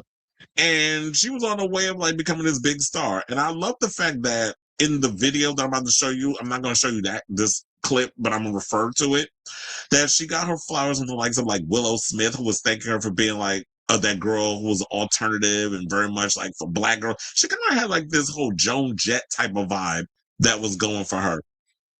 So she did this recent interview where she was talking about that she was too rock for pop and she was too pop for rock, basically code for they didn't want this Black girl doing rock music, which we already know the foundation of rock and roll comes from Black people. Chuck Berry, Little Richard, so on and so forth. But they didn't want to give Black people their flowers. They rather give it to the likes of the watered down versions like Elvis Presley and Pat Boone and these other morons. So y'all want to give, the accolades to the white people when it was the Black people that was doing the foundation. And, I guess we can give the flowers to Beyonce because she's kind of bringing light to that. And allegedly she's going to be bringing rock music on her next album or exploring it. But in the meantime, so yeah, Fefe Dobson was that girl back in the day. And she said that she had put out a record and it was shelved. She was going to put out a record. It was done and everything. They shelved it. And then she had discovered when she went back to her loft crying, trying to figure out what was going to happen with her career, that songs that she had written were given to people like Miley Cyrus, Selena Gomez, and Rihanna. Who I guess that Rihanna probably was a better way to package to be sort of like that rock girl type, because Rihanna was kind of floating in and out of different genres. And I guess maybe it worked for Rihanna because Rihanna is Bayesian, from Barbados, and that kind of works in that way. So we have that clip. We don't play that clip, courtesy of Reddit, and then we will come back and talk. Let me take off unmute the wait, why is the audio? Thank you. All right, so as I leave a pause in that pic because it looked like she's doing the Miss J look. But she thought maybe this wasn't her time to make it as an artist or whatever the case was. And that's why they kept shelving her and giving her music to other people. But the reality was it was flat out racism. The fact of the matter was they did not want this young Black girl who was struggling a lot. And she did talk about like her issues of like her mother wanted her to drop out of school because she couldn't afford for her to go to school. And then the teacher basically had found out because if she would have told anybody, her mother would have been pissed. And so the teacher saw in her eyes what was going on. And so the teacher was actually giving her money to come to and from school so that way she'd be able to get her education. And so I think the teacher actually ended up kind of giving their, coming on and giving her flowers along with Willow Smith. So now, and that's exactly what it was. Because the fact of the matter was, this industry did not want to market a person of color to be doing rock music. And it's like you can do it years later if you were Beyonce because ain't nobody telling Beyonce nothing. So she could jump in and do that genre.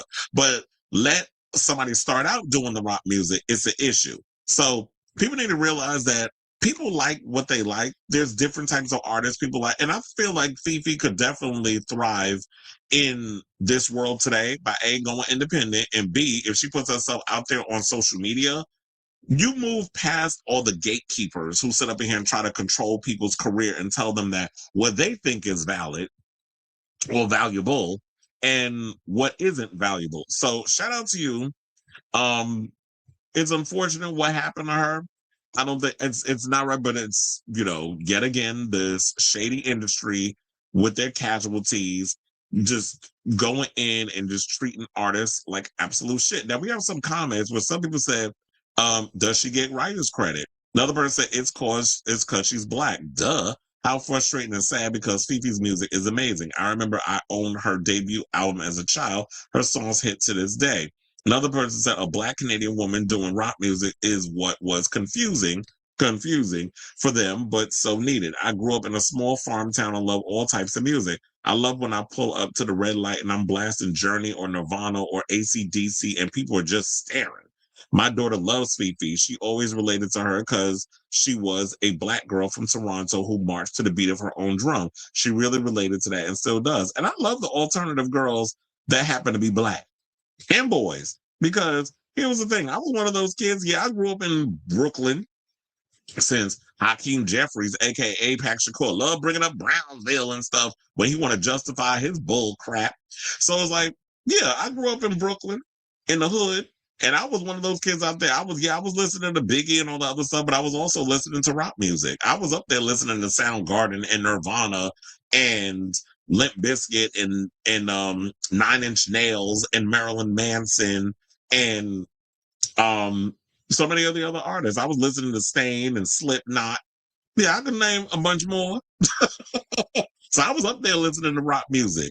And people did look at me like I was crazy or whatever, but it was like, I like guitars. I love a drum set. I like all those real, like, especially when you're a kid, you're more or less trying to figure out your way in the world. You got all these different emotions running through your body and trying to exercise them. So the hip hop rock hybrid definitely worked, but I also love the straight up rock band. So yeah, a lot of people up in here giving their flowers. They said a Fefe Miley collab, but here's the thing. What I would love for them to do, and especially I feel like this would shine more light on her. Beyonce, if you're working on this rock record, what you need to do is give Fefe a call and help her write some of them songs for you, because we know you don't write. And maybe give like a possible collab. I mean, you put Anna the in there and get a writer's credit, but still, you know. Give her a job as one of the writers and help you accumulate whatever you got going on with this upcoming record, because Fefe definitely deserves her flowers. So I say all this to say, what do you guys think of this story? Whatever your thoughts are regarding the shadiness of this music business and Fefe Dobson spilling tea on how she was treated by her label and how her music ended up in the hands of her white counterparts. I don't necessarily mean that we should blame Selena and Miley, whatever, because they're just girls out of here who are being given music.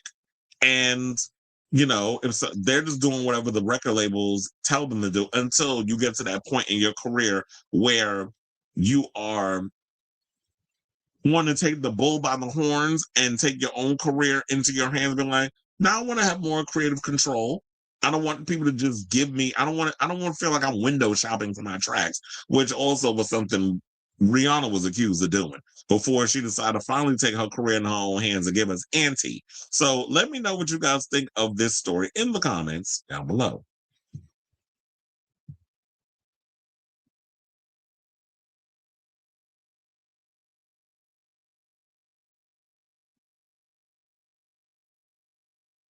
Hold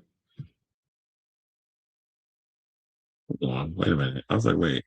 You said, to end this topic, it's getting coyote ugly up in here. No, Tyra. Oh yeah, I forgot that was a line from that song. It said, oh yeah, you wrote that. Timothy Champagne. Where the hell? It's funny enough. I was like, where's he been? I totally forgot about that boy. Did you see Madonna's message to Amber Glenn? Yeah, I did see I saw the video. I was hoping there was some people in here would know who Fefe is. It didn't get traction on the website, but I said we're gonna talk about it on this show. I discovered Fefe a while ago, but could not get into her, and I love alternative music. Wish her well, though. Beyonce should feature her if she's doing a rock album. Absolutely. Adrian is 43, Christopher Knight 68. Well, yeah, she did like him older. And, you know, they met on, what was it? Surreal Life, I think, where they met. Streaming became a way of music artist chart manipulation, less money for artists. Well, yeah, there's that. This is why a lot of the money comes from, because we know people don't make money from streaming, but they make money from merch and things of that nature and touring. The only reason we had Natalie Cole was because she had her dad to help lead. Well, yeah. And then, of course, came the drug abuse. She walks into the writer's room and gets her credit. I mean, you know, the Beehive gonna hate that part, but I'm like, look, you know, I speak nothing but truth on this damn show. Anyway, now speaking of somebody who about to be big man, let's get into this story because apparently Bad Bunny, there was a recent poll that came out that said that he represents America better than Trump. And I'm like, duh. Of course he does.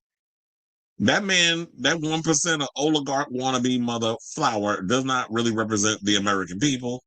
And it's taking all of these crazy policies that he's got going on. Because now they tell my dad he wants the list of all the people that are anti-ICE. I'm like, and do what? What you going to do? Throw them in that concentration camps that y'all building all over the United States?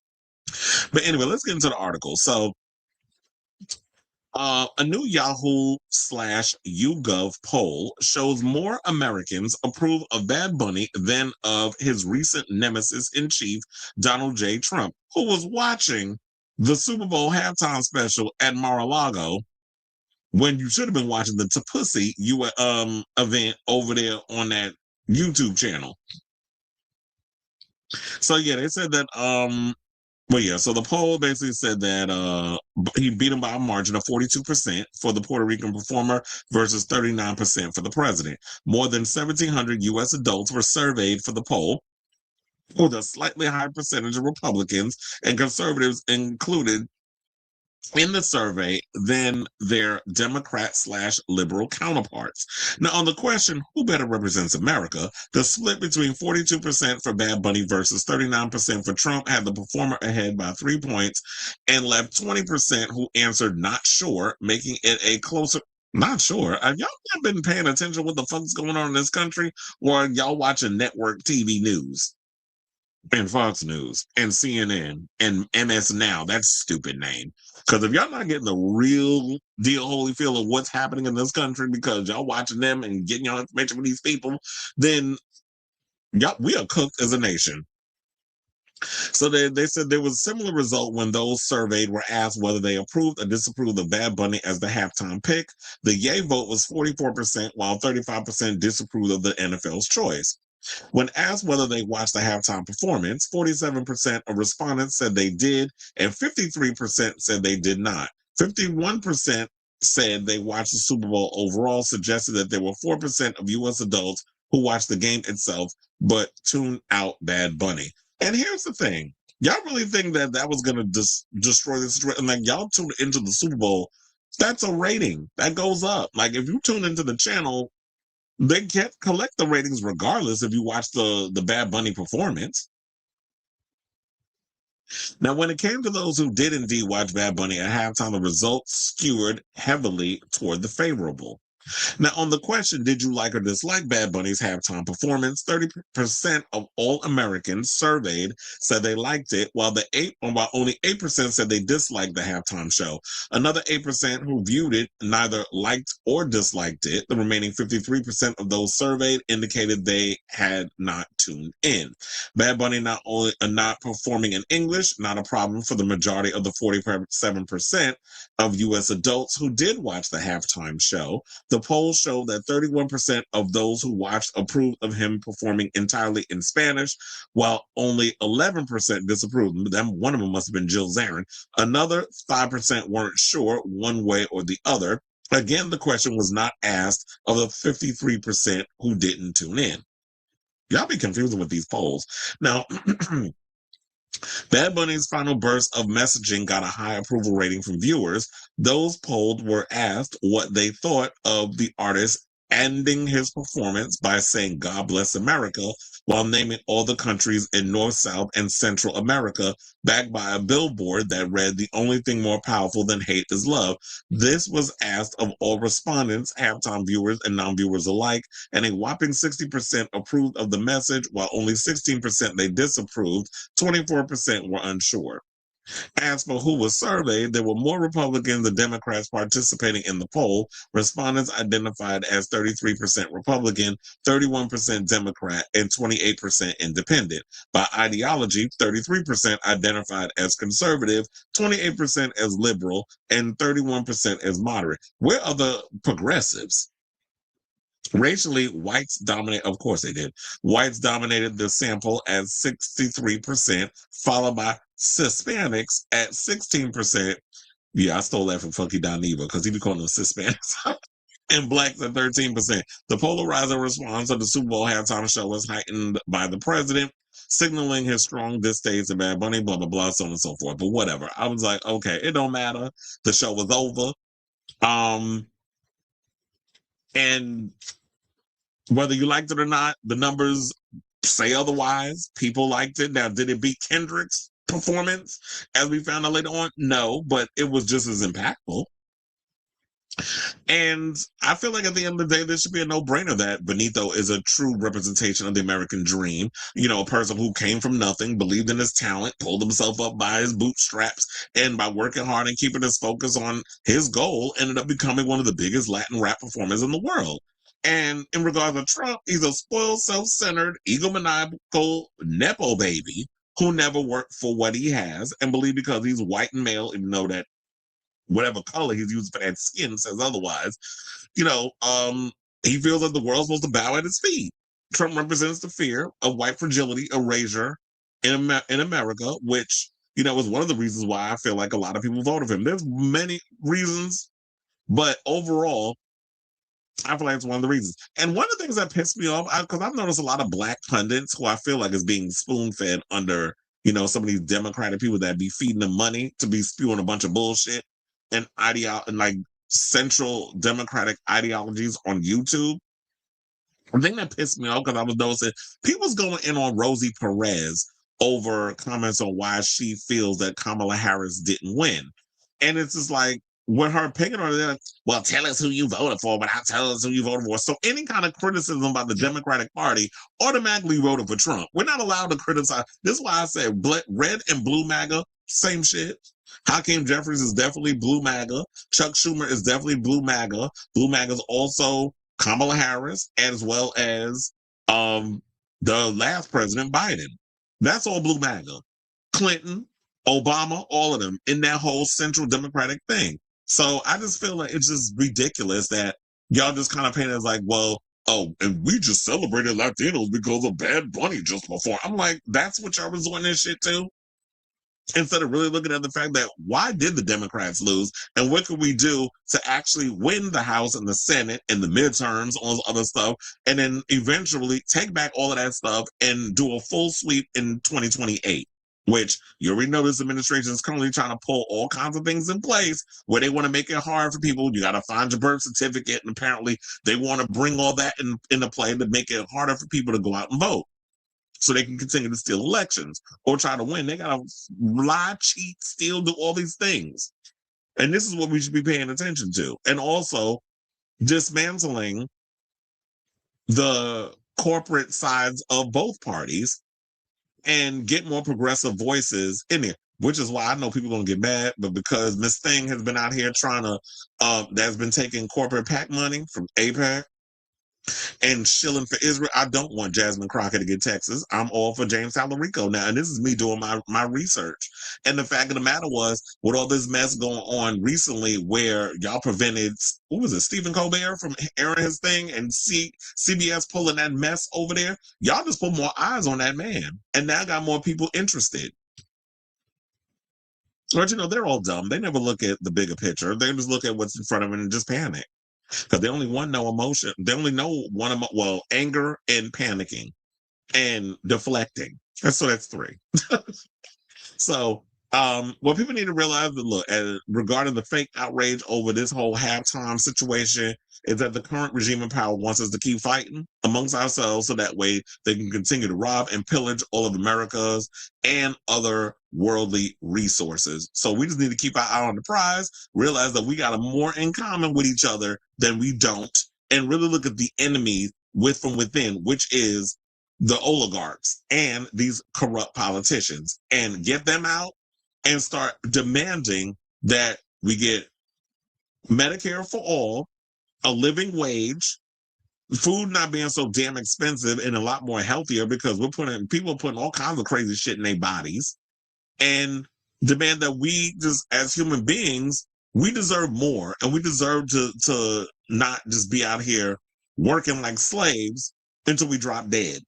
Because we may be free in this country, but we technically not all free. And it seems like when people leave America, they're a lot happier.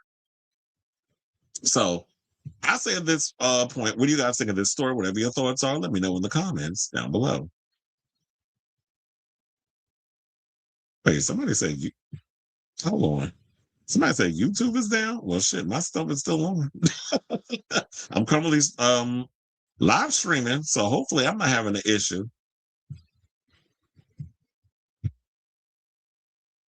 Do you know who my favorite alternative black girl is? Betty Davis. Is that an actual artist? I mean, I know Betty Davis Eyes.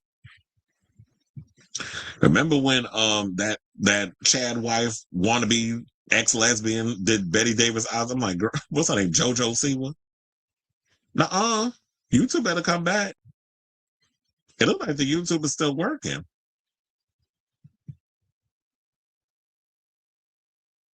You say, yeah, my friend is trying to get in his account on his TV and can't. Well, I guess, look, I think I'm still live. So the video and everything is still working. It doesn't look like it's being affected. So maybe everything else is going on, that there's technical issues, but the show must go on. So let's get into our next topic. And let's talk about Shia LaBeouf, LaBeouf. In the buff. He was almost in the buff. So yeah, Shia LaBeouf apparently, it looked like he relapsed, because it seemed like he was on the up and up. He had gotten himself together. He wasn't out here being a hot mess. But look, now it just seems like that he recently got himself in a kerfuffle, however you said it. He got himself into a fight. And I seen the video where they was beating up on him, and like he got jumped in a way. And he wasn't even covering his face. So literally, I guess he was belligerent, blacked out, drunk, all this other stuff. I'm not going to show y'all the video. Y'all can go over there on TMZ and check it out, because, you know, TMZ always got this stuff. You know, they be the first ones on the scene looking for pictures. They got autopsy reports. They know what you ate the night before or didn't eat before you went down and got belligerently drunk. But Yeah, I'm not gonna show it on here because I know how YouTube gets. If I'm on here showing somebody getting their behind beat, the first thing I want to do is I don't want anything to happen to the channel where I get a strike. So y'all just, if y'all want to see it, go ahead and look it up. But in the meantime, let's get into the story. And I got pictures though, so we'll get into that. I don't know what that mustache is, but okay. I don't know if he's trying to audition to be in one of those like a Western or something. But anyway, so they said he's been charged with 2 counts of simple battery. So he wound up in handcuffs. He got arrested. And they said he currently remains behind bars at Orleans Parish Prison in Louisiana. LaBeouf is currently being held without bond and will stand before a judge today at 3 p.m. So I guess it's done and over with. I'll have to do an update video and find out what's the latest. But anyway, so TMZ obtained footage of the shirtless actor being treated by paramedics after the alleged altercation. It remains unclear what led to his alleged scuffle. LaBeouf reps and lawyer did not immediately respond to page 6 requests for comment. Before his arrest, the 39-year-old reportedly had been spending the weekend partying in the Big Easy. The actor, who has been open about his sobriety for years, has been in town for Mardi Gras celebrations since Thursday, according to the Hollywood Reporter. And the Hollywood Reporter did an extensive report on this. I may have to go and look at that one after I'm done with this one. This is on page 6. By the way, but I'm probably gonna have to go and look and see what they had to say over there because they had spilled some tea and more further detail. Yeah, that's him. He literally looks out of it a mess. We've all been there. Now, Robert Skills, who is the doorman at the 24/7 dive bar Miss Mays, told the outlet Monday that the whole star was somewhat belligerent when he approached the establishment without a shirt or cash. Skills claimed he did the "do you know who I am" bit after being denied entry. Because it's like, when I be looking at something, and one of the things about my job, especially when I'm working at MSG, we're trained to actually look out for people who have had way too much to drink and need to be cut off, or we need to have them attended to because some ish about to go down and we need to diffuse the situation before it escalates. And we've been trained to actually look into that. So I believe that this guy was looked at the situation, was like, nah, he's effed up, you're not coming in. So a bartender from another establishment who did not wish to be identified told the outlet the Even Stevens alum was terrorizing the city. They said LaBeouf allegedly went on to cover up and pay with a credit card, according to employee Kyle Catarouch, but was ultimately asked to leave after trying to be a celebrity bartender. I think also in this place, they were like, it's cash only. If they had a bunch of signs around that said that we don't do card, it's cash. And there are bars that do that, where it's like, nah, you're going to come up with cash. So then they also went on to say, LaBeouf was also spotted at Dos Jefes, 45 Chop, Brothers 3 Lounge, and more hot spots. Damn, he was just bar hopping. Now, the former Disney Channel star who allegedly spoke to his fellow patrons about staying at a luxury Airbnb uptown was captured on camera partying at our bar on Fat Monday. He sported an extravagant hat and carried a beer in footage, which you can actually see in the picture. Now, in 2022 Vanity Fair letter, the Honey Boy star revealed he had been sober for more than a year and a half after a great humbling. Well, I wonder what that is. While talking the Word on Fire Catholic miniseries Bishop Robert Barron later the same month, he credited ex-girlfriend FKA Twigs with saving his life after she publicly accused him of relentless abuse in a bombshell 2020 lawsuit. Well, now he's married to Mia Goth, which I actually forgot about, and he has a kid with her. So you married with a kid? It kind of makes me wonder if she blink twice if you in danger, sis. That's what I want to know. Now, when the lawsuit was dropped, the filmmaker told the New York Times, he says, I have no excuse for my alcoholism or aggression, only rationalizations.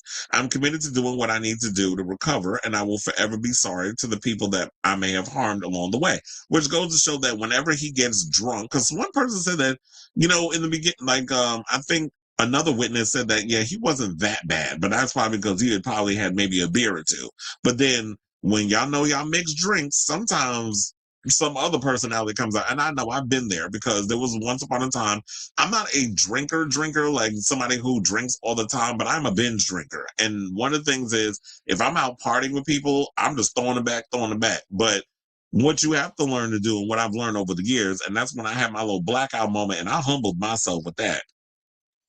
Well, I was like, oh, I ain't drinking like this ever again. And there have been situations where I've gotten drunk and I've gotten into fights and I've ended up in jail over the weekend, and you learn your lesson. And when I've done those things, I'm just like, nah, I can't be out here drinking like that no more. And I don't drink like that anymore. And you would think that, but I understand like addiction is a day by day process. And hopefully he gets the help that he needs, because you out here drinking like this, that's crazy on your part. And then you're someone who has all this potential to have been such a great actor. Like he was up there, like he could be like the modern day Daniel Day-Lewis, or he could have been up there with the career that Timothée Chalamet is currently, currently has or has been fighting for. You could have been in that same pool of actors, but your addictions got the best of you. Whatever trauma that you've had that you're dealing with, I just hope that you could figure all that out and get it together. So they said that LaBeouf, who denied each and every one of Twigs' claims, did say in the 2022 sit-down that their legal battle gave him a perspective shift. The former couple, who dated between 2018 and 2019, reached a private settlement in 2025. The same year, LaBeouf thanked Mel Gibson, of all people, Sean Penn, and James Brolin for helping him abstain from alcohol in a Hollywood Reporter interview, gushing that the actors got around him and kept him alive. The Daytime Emmy winner also previously praised his wife, Mia Goth, whom he shares 3-year-old daughter Isabel, for standing by him when he sought treatment. In a 2023 Real Ones chat with John Bernthal, LaBeouf recalled, "She was present for me at a time when I didn't deserve to have nobody in my life, especially her." He and the Frankenstein star wed in 2016, separated 2 years later, and have since reconciled. However, the on-again, off-again couple's current relationship status remains unclear. And I'm starting to think that maybe what it is that maybe that's the real gag, is the fact that maybe that they're off again, because she has been working a lot. And we haven't really seen Mia Goth around and doing stuff. Like, I know she's been acting and all this other stuff. So maybe that's the real gag.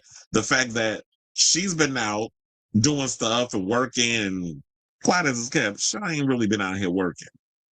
So maybe there's trouble in paradise, and he just has been going through some things, and trauma has come creeping back, and he's been taking it out on the drink. So hopefully when he was sitting in that cell, he's been taking time to learn and really sit with them thoughts.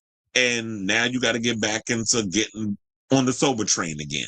So I say all this to say, what do you guys think of this story regarding the latest on Shia LaBeouf? I'm sure there will be more stories coming out about, like, there'll be more to spill about this as it develops. But yeah, there is a big Hollywood Reporter article where they went in on what happened, where there was like a lot of the drinks and stuff, and to the point where they say he was picking fights he assaulted one of the people, I guess, that the workers. Then they kicked him out. I think he was trying to get back in, assaulting one of the guys that was working there. He got beat up. You can see the videos or whatever. And then, of course, it was like they took him to the hospital. And then after they cleaned him up, or whatever the case was, checked to see if anything was broken, bruises, cuts, whatever, they locked him up and put him in jail. And then he went before a judge. So, Shia, stop picking fights with people. But I guess what it is like when you blacked out drunk, you're not thinking straight. So, yeah, I'll definitely keep abreast of this story. Let me know what your overall thoughts are on this story in the comments down below.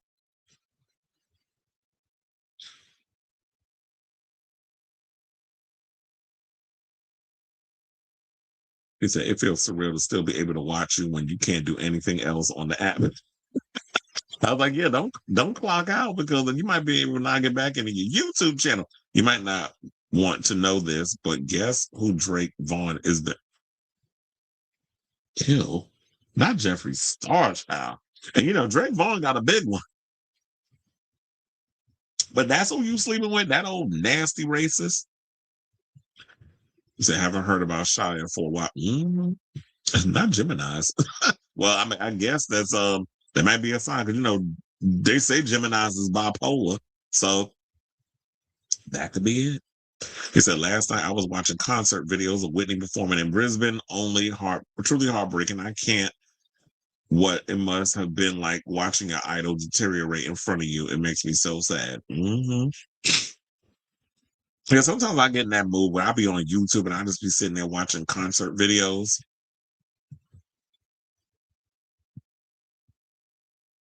So yeah, I get like that in a way. Like whenever I get in the mood, I'll be watching like Kylie or Madonna and all those old concert videos. When I'll be in the mood to be like watching, I just hate like all the ads and stuff that be up in there. But anyway, let's move on.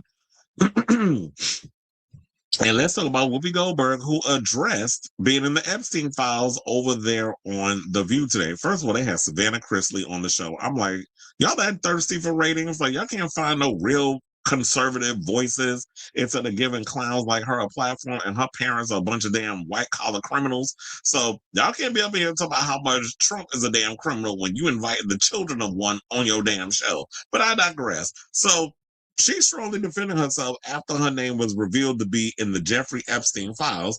Now, she said that she did not have any form of relationship and said I wasn't his friend. So the Views claim, well, she basically claimed she is getting dragged by critics because her name is mentioned in Jeffrey Epstein emails. So she decided to clear the air during today's broadcast, which is Tuesday, February 17th.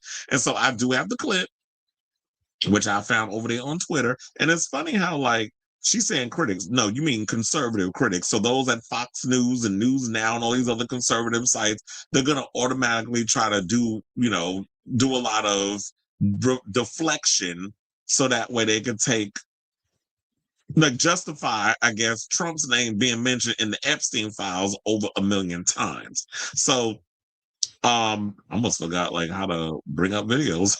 So we have the clip. We're going to roll the clip.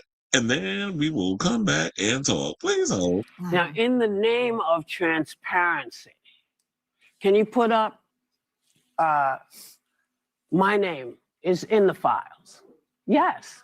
And what does it say? It says, Whoopi needs a plane to get to Monaco. John Lennon's charity, it should say Julian Lennon's charity, is paying for it. They don't want to charter, so they're looking for private owners. Here's the info. And they give all the information, and they're saying, do you want to offer your G2? Okay.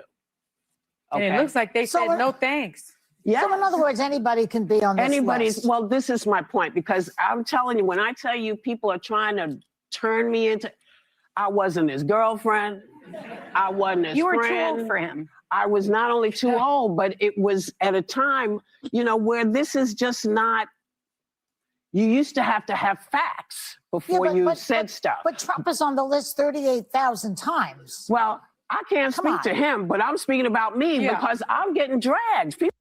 Okay, this is corporate media shit. Not with Whoopi, but with Joy. It wasn't 38,000. It was over 1 million. That's the unredacted files. It was 1 million times. They need to update the information. But anyway, I just want to point that out. Let's get back to the video. I actually believe that I was with him. It's like, honey, come on. Yeah. Every man that I've ever been with, you've known about him because either the Inquirer wrote it about it. Yeah. People wrote about this stuff. So no, I never had this, and no, I didn't get on the plane because you know what I would have to do to get on the plane? Fly. They were trying to, and she doesn't fly. No, so they're trying She's to get me. Babe. They're trying to get me to get on a plane to get to this thing for Julian Lennon. Yeah, but the thing is, they dropped like 300 names. Yes. And it's like flood the zone because when you're looking, there are people like Marilyn Monroe who was dead. Elvis. Yeah, a lot of people, because a lot of the reasons your name can be mentioned are news articles, third-party emails, contacts. Again, wealthy, famous people often cross in professional and social circles. So that's not the surprising part. So Whoopi is correct in all of that. It's like, there are people who are mentioned in the files, and this is where we got to break it down, because a lot of people feel like, oh, a celebrity was mentioned in the files, they're guilty. And it's like, it depends on the situation. You can't paint everybody with a broad brush. When there are certain people that are mentioned in the files, they're mentioned in there because they're doing unconscionable things in there. which it is in those emails. Now, the only time you see something redacted was the actual email addresses. Everything else there is written clear as day. Now, I will say this. If Whoopi Goldberg was mentioned in the Epstein files and they said that she was over here whoring out her daughter and passing her around to a bunch of rich elites so that way she can get roles in Hollywood, then that would be a different conversation. But that's not what was there. That's not what was presented. Y'all mentioned, oh, Whoopi's mentioned in the episode. See, she guilty. She did it. She just like them. And they got the nerve to talk about Trump. That's the overall attitude, because it's like y'all just look at the surface, but don't actually look beneath and do the research. And that's the thing that always irritates me, because I feel like even though I'm not a journalist, I do feel like I'm in a place where if I'm going to be on here spewing things and talking about certain conversations, you have to have all your I's out and all your T's crossed and all your facts before you come over here and give your opinion. So I'm going to come on and say that. And for me, looking at this thing, yeah, her name was mentioned, but if she didn't do nothing, no wrongdoing or whatever, if they can't bring that up in the conversation, then this is a non-factor. It's the same thing like when somebody came in my comment, messaged me and told me Madonna's in the files. And I already told y'all that story. The fact that, yeah, Madonna was mentioned in the files because there was a highly powerful publicist who emailed Jeffrey Epstein to I'm going to Malawi, and do you want me to bring you back some, in so many words, I'm paraphrasing. So like I could bring you back some kids or whatever the case was. It could be sort of like Madonna with her kids or whatever, how, she adopted the children from Malawi. So she was kind of looking at it as more like, trying to make it seem like Madonna's doing it as a trend. Whatever the case was, mention it in there to use it as an example to bring those type of kids back to America for Jeffrey Epstein to do God knows what with him. Word on the street was there was another video I saw that somebody he out here, he was eating people too. So you up in here a full on Hannibal Lecter? Maybe that's why Trump was so obsessed with Hannibal Lecter. Because remember, one time he would mention Hannibal Lecter in some of the conversations that he would have with his stupid rally speeches or whatever. Maybe that's where that came from. Maybe he was having a flashback to back in the day when he would hang out with Jeffrey Epstein and probably saw that he was up there making these people some 5-star cuisine or a 5-course meal, and he was going and letting have with these people. Who knows? But we don't, like I said at this point, we don't know how deep this rabbit hole goes in regarding to unpacking or looking into the Jeffrey Epstein files and doing a deep dive, because I'm sure there's a lot of deep dives that's going on. And funny enough, y'all can redact and get rid of and delete as many of the files as you want. Shout out to all the people over in Europe who are not getting a foot off this man's neck. They're out here going through the files, they're revealing things, and they're holding foreign leaders accountable. So while y'all just sit up on your hands, Democrats and Republicans, and don't do nothing in regards of holding these rich people accountable for the things that they've done to the victims that are around and aren't around, and the children, shout out to the Europeans that are doing the job that y'all should be doing out here. So I just feel like this is just dumb, a waste of time. And then if y'all gonna put some stuff up in there, like I said before, y'all gotta come with the extra stuff. So it's like, yeah, your name can be mentioned in the files. What does that mean? It's not worth the price of tea in China. Now, if there was some stuff in the files where it was like revealed that you were doing God knows what to other people and causing harm to people, whether it's women, children, you were showing up at some fornication party and doing, some crazy shit to people, then that'd be a different conversation. But your name being mentioned, this is just a waste of time and energy. So I say all this to say, what do you guys think of this story regarding Whoopi Goldberg addressing, her name being mentioned in the Epstein file? It's like I said, it's a nothing burger that these people are trying to do. You know how this current administration is. It's all a damn smoke screen. So let me know what you guys think of this story in the comments down below.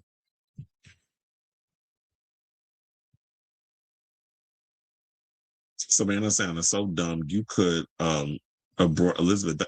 I thought she was on the show. Word on the street was, but I guess you haven't been watching when I brought this up, or maybe I didn't bring this up on the show. I don't remember.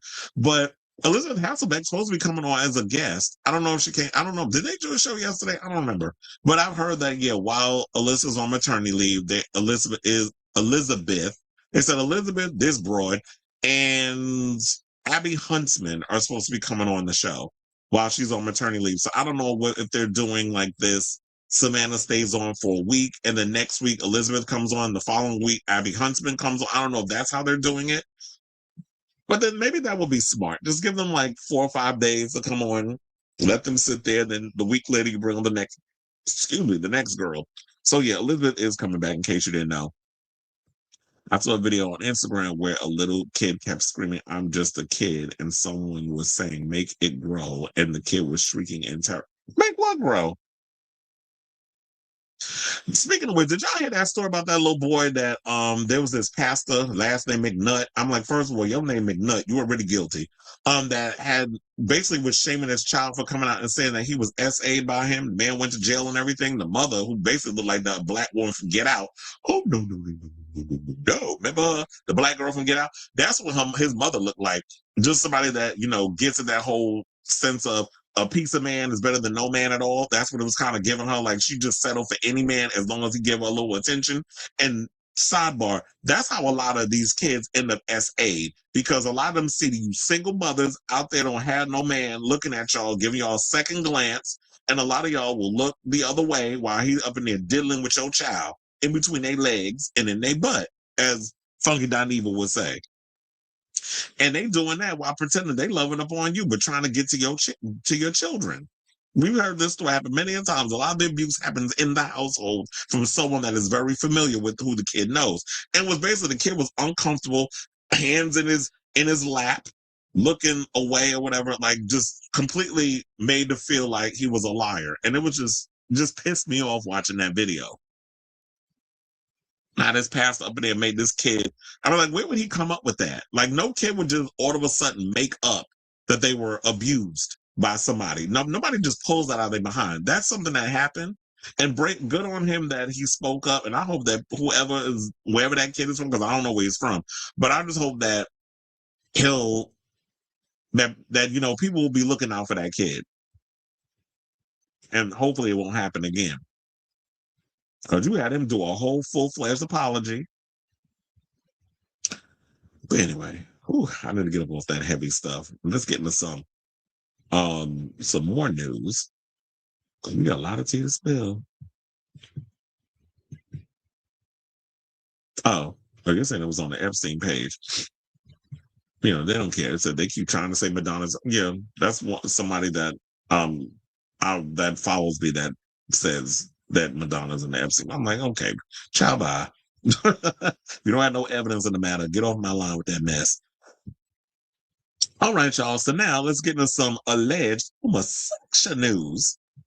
And let's talk about Pedro Pascal. So could it be that Mr. Fantastic has finally come out of the closet and is admitting that he likes a little cream in his sugar, or cream in his coffee? Because apparently he's out here dating a Chilean football player. Look, when I did this story yesterday, I was not expecting to wake up and see that it probably blew up since then, but it was over 8,000 views of this story. So apparently this is some big news. But anyway, so yeah, Pedro got a man apparently. And I'm like, okay, well, do you, niece? I was like, well, wait, where's that? Because I was going to say, where the picture? Because I got it. So apparently he was in New York. And they were taking a stroll through the East Village, which I love the East Village, by the way. It still has its character, even though it is a little gentrified, but it's still got that little edgy rock and roll vibe to it. But yeah, so they were saying that he was apparently hanging out in the East Village, going on, I think it was grabbing brunch on Sunday, because one thing in New York we do is brunch. We do it well. So reports are swirling about a potential romance brewing between two prominent Chileans. Actor Pedro Pascal recently spent out. Yeah, I'm mad because now you out here cheating on me. We supposed to be married, bitch. Really, me stop. So apparently he's spending time with Rafael Olarra. Now, Rafael is a former football player who notably won a bronze medal for the Chilean national team at the 2000 Summer Olympics in Sydney. The famed actor has often been outspoken about politicians while also advocating for numerous causes. The Last of Us actor and Rafael were both born in Chile's capital, Santiago. Pedro has often kept his personal life to himself, rarely if ever sharing it in interviews. Now, some new photos have the internet buzzing about Pedro and Rafael. The former defender who won 3 Primera División titles in Chile was spotted out and about with Pedro on Sunday. TMZ reports that they were linking arms while on the way to lunch in New York City. The two were dressed rather dapper for the occasion, doing some sightseeing on the Lower East Side of Manhattan before grabbing a bite to eat. I do got some pictures, and I'm going to show y'all the slide in a second, but I want to get through the article. Now, if true, it wouldn't be the first time Rafael has taken a shine to an actor. The 47-year-old former center back previously dated singer and actor Luke Evans. They confirmed their split in 2021 following his retirement from football. Rafael dated model and presenter Lucilla Vitt. In September 2021, they announced they would be parents, with Lucilla giving birth to a daughter in April of 2022. So he fluid. Now, they said that among the issues Pedro has advocated for publicly are libidical plus rights. His sister Lux Pascal previously came out as trans. Now, earlier this month, Pedro was confirmed to star in the revived gay romance film De Noche, which is the film that he replaced Joaquin Phoenix in. Because remember, in like the last second, they were about to go into pre-production, and Joaquin was like, "Oh, I can't do it," and I'm like, "Girl, bye, we don't need you." But having Pedro come in, I think, is a much better choice. And his love interest is going to be Danny Ramirez, who I just saw recently. Jessica Alba finalized her divorce, and they was all frolicking on the beach together, her and Danny. And though Rafael became a football commentator and host of Fox Sports Chile until 2019 before joining ESPN, Pedro will star in the upcoming Star Wars film The Mandalorian and Grogu, which they actually dropped the new trailer today. I haven't seen it because, to be honest, I'm not all that excited for this Mandalorian and Grogu movie. But yeah, so look, shout out to Pedro and Rafael. Now, if y'all out here hunching to be a fly on that wall. So yeah, so there's this is one of the pictures where you see them walking out, because I was like, yeah, I'm gonna give y'all a slideshow of some of the photos that I put on my website. And then there's another picture of them here. Just like to say, Raphael's a good looking guy. Very, like, looks very strong, nice body from what I could see. I like that coat. Like, I would definitely wear a coat like that. But that's kind of like the way I dress anyway. Like, I love a jean with a nice body hugging t-shirt and a nice long coat, like I'm Duncan McLeod of the Clan McLeod. And then you see them back here. It looked like he has a injury on his left leg, where he's got a broken leg or whatever. So maybe it's like he maybe needs somebody to hold on to. But then, okay, we still side on it. We know Pedro family. And then there's another picture where it looked like, oh, look, we've been discovered. They're taking our picture. They know we're homos. No, I'm kidding. So look, if Pedro's out here living his best life, look, you at an age, you in your 50s, I think it's like 50 or 51. Do you? Who cares what everybody thinks? You're pretty much established in your career where you can just be free and do whatever. And I feel like he's at that point in his career where he could be like Luke Evans. I was going to say with Neil Patrick Harris, but people ain't liking Neil Patrick Harris at the moment, especially because this whole Gaza not wanting to discuss politics and all other stuff, where he went to the Berlin Film Festival. That's a whole other conversation for a whole other day.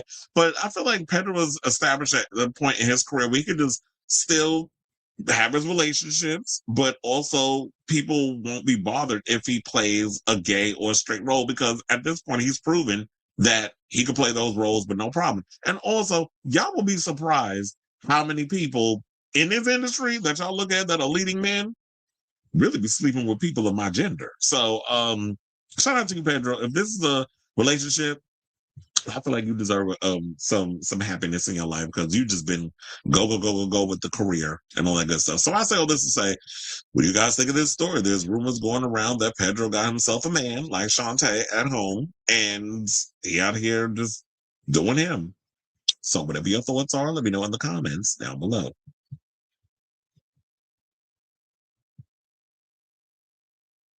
Oh, Lord, here we go with this mess. Well, we knew they was all going to be doing it. It was going to be Instagram. It was going to be, oh, yeah, because that was the Instagram website, right? But I'm sure we'll have Blakely and some of the others that'll come out and call out the thing for what it is. Well, look, if Instagram and Twitter and all these other places are going to be banning people from having a difference of opinion, y'all need to go to find other channels that aren't going to dog y'all. But y'all are so cut to these companies that y'all don't want to start over and go to the other things, because this is going to keep happening. All right, so now let's go from homosexual relationships to a heterosexual-ish relationship. Let's talk about Hudson Williams, because back when Heat of Rivalry first became this big thing, I did bring up on this show that Hudson Williams had a girlfriend. And this was the height of the show, and everybody was so caught up in him and the kind of story, chemistry, and all that other stuff. And I remember people was in my comments, what was a person, who basically was like, well, you know, they got their relationship. Like, I guess they were just so caught up in the delulu of it all. Well, now it looked like it took Valentine's Day to come around for Hudson to finally admit that he down with the cat trap. So he paid tribute to his girlfriend on Valentine's Day, but I will say he did not share her name publicly, which I guess is just as well. It's like, y'all don't need to know who she is. It's none of y'all business. Live your life. Now, based on Game Changers books by Rachel Reed, the show followed a secret affair between two sportsmen who play for different teams. Williams, 25, as you know, plays Shane Hollander, the captain of the Montreal Metros, opposite Connor Story, who stars as Ilya Rozanov, captain of the Boston Raiders, and they're both 25. Well, technically, I think Connor is older because Hudson just turned 25. The chemistry and sex scenes between the two leads left fans in a frenzy, with public scrutiny zeroing in on the love lives of the actors. Although Williams has staunchly kept his personal life private, he posted a collage of images of his girlfriend to their Insta stories to wish her a happy Valentine's Day. He refrained from revealing her name or where they got together, but established that they enjoy a long-standing relationship, writing that she has been with me since my 2000 gold Mazda protege smoked and squealed, and I had no so he's like, you've been with me since when I had nothing. Now, in a heartwarming touch, he slipped in a photo of his girlfriend seated in a restaurant beside Story, who had a heart drawn around his face. Other pictures show Williams and his girlfriend cuddling up to one another for the camera. He also included a screen grab of one of their video calls. The girlfriend previously made an appearance in an Instagram album Williams posted January 31st, documenting a trip they took to Italy. Story made an appearance in that album too, in a sweet video that showed him sharing an ice cream sundae with Williams' girlfriend in a restaurant. Williams has generally remained tight-lipped about his personal life, which he has been the subject of fevered speculation since Heat of Rivalry made him a sex symbol.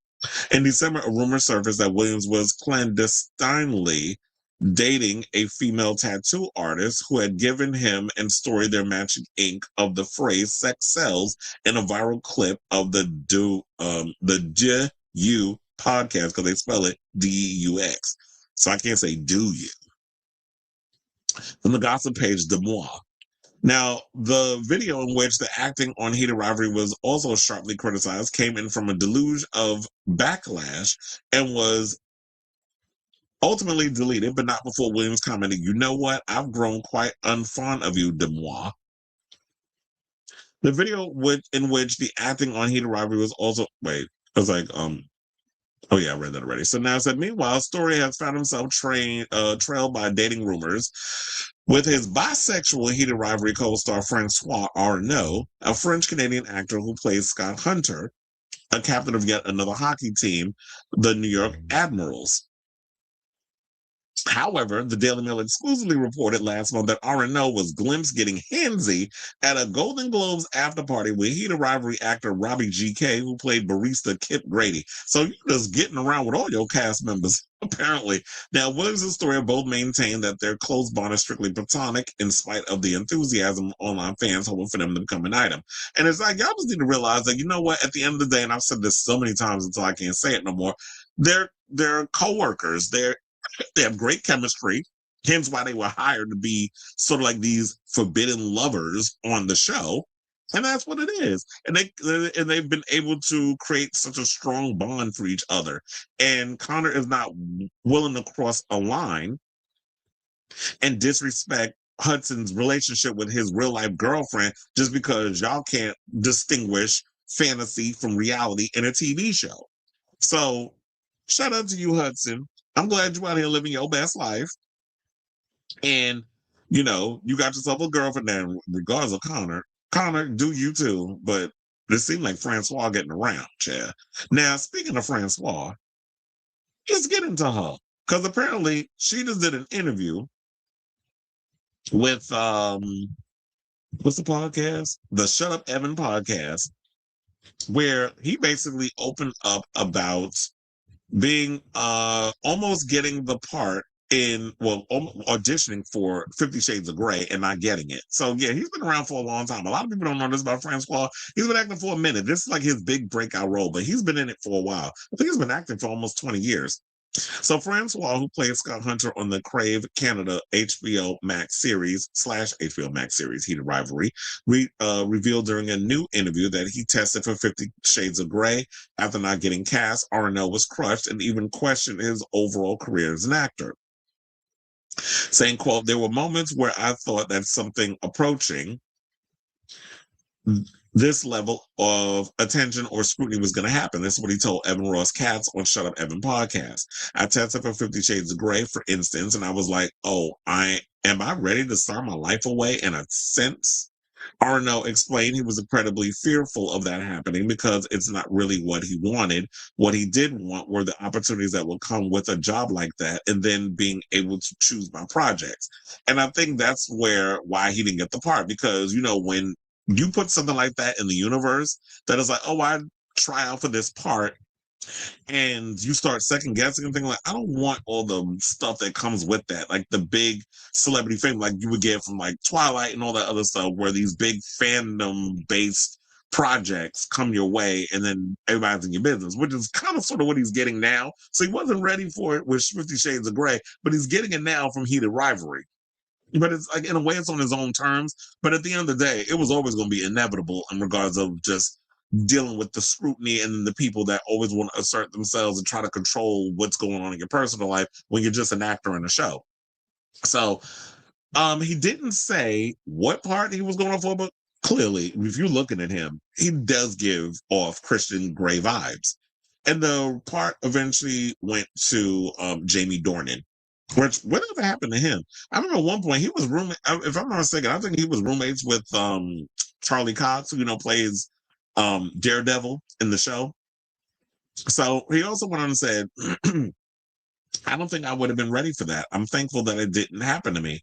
At that age, I'd probably be dead." And you know what? I've said stuff like that too. When there have been opportunities that come my way and I was younger, I felt like I wasn't ready for those parts, or just anything career-wise. And I'm glad that things are starting to progress slowly, because I always felt like, yeah, if you're not mentally or emotionally ready for big changes to come in your life, then God forbid something crazy could happen. So I guess in a way, like, I'm glad that all the success is happening in my 40s versus, I was in when did that movie come out? Like 10 years ago, right? So like, he was like on the cusp. He was like literally like maybe late 20s, early 30s.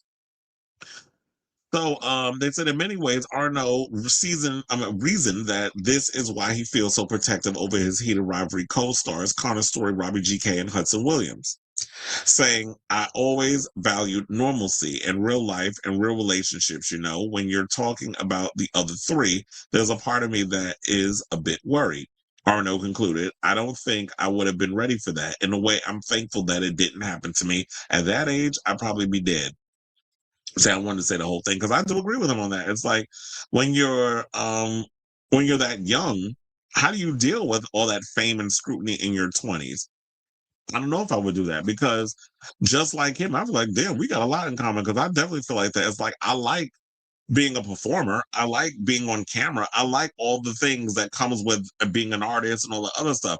The other stuff that comes with it, where I can't have a sense of normalcy, or I can't surround myself with real people and real relationships, where it's not like, oh, you're only just being nice to me because you need something, or you want to be my friend because I have money and I have access to things and all. Like, it just, I totally understand that it really fucks with your head when you're a celebrity and you're dealing with that. There's some people that are just so egomaniacal and psychotic and just care about just all of that mess that it doesn't affect them, I guess. Or maybe they just use, deep down inside, they just hurting, or they dealing with drowning themselves in their emotions in a bottle, or snorting the booger sugar, whatever the case is. But for me, I'm just like, no, I value real and authentic type of relationships, and I can't just be around fake ass people. So maybe that's why I kind of just been hesitant and wanted to like really put myself out there and pursue those things. But at a certain point,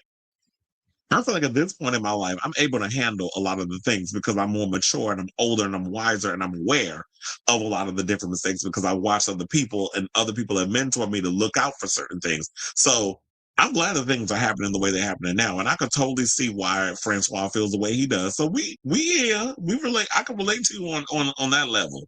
So, and I think that's probably why people assume that he's out here hunching his co-stars. Because he's basically like, oh, I'm just looking out for them and the protection. Maybe there is some chemistry there. I mean, they did say that he was up in there messing with Robbie GK at the Golden Globes. It was getting a little handsy.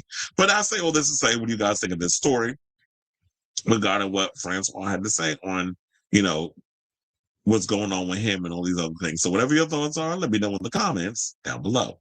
Or do you think that he should have played, you would like to see him as Christian Grey? We'll do that.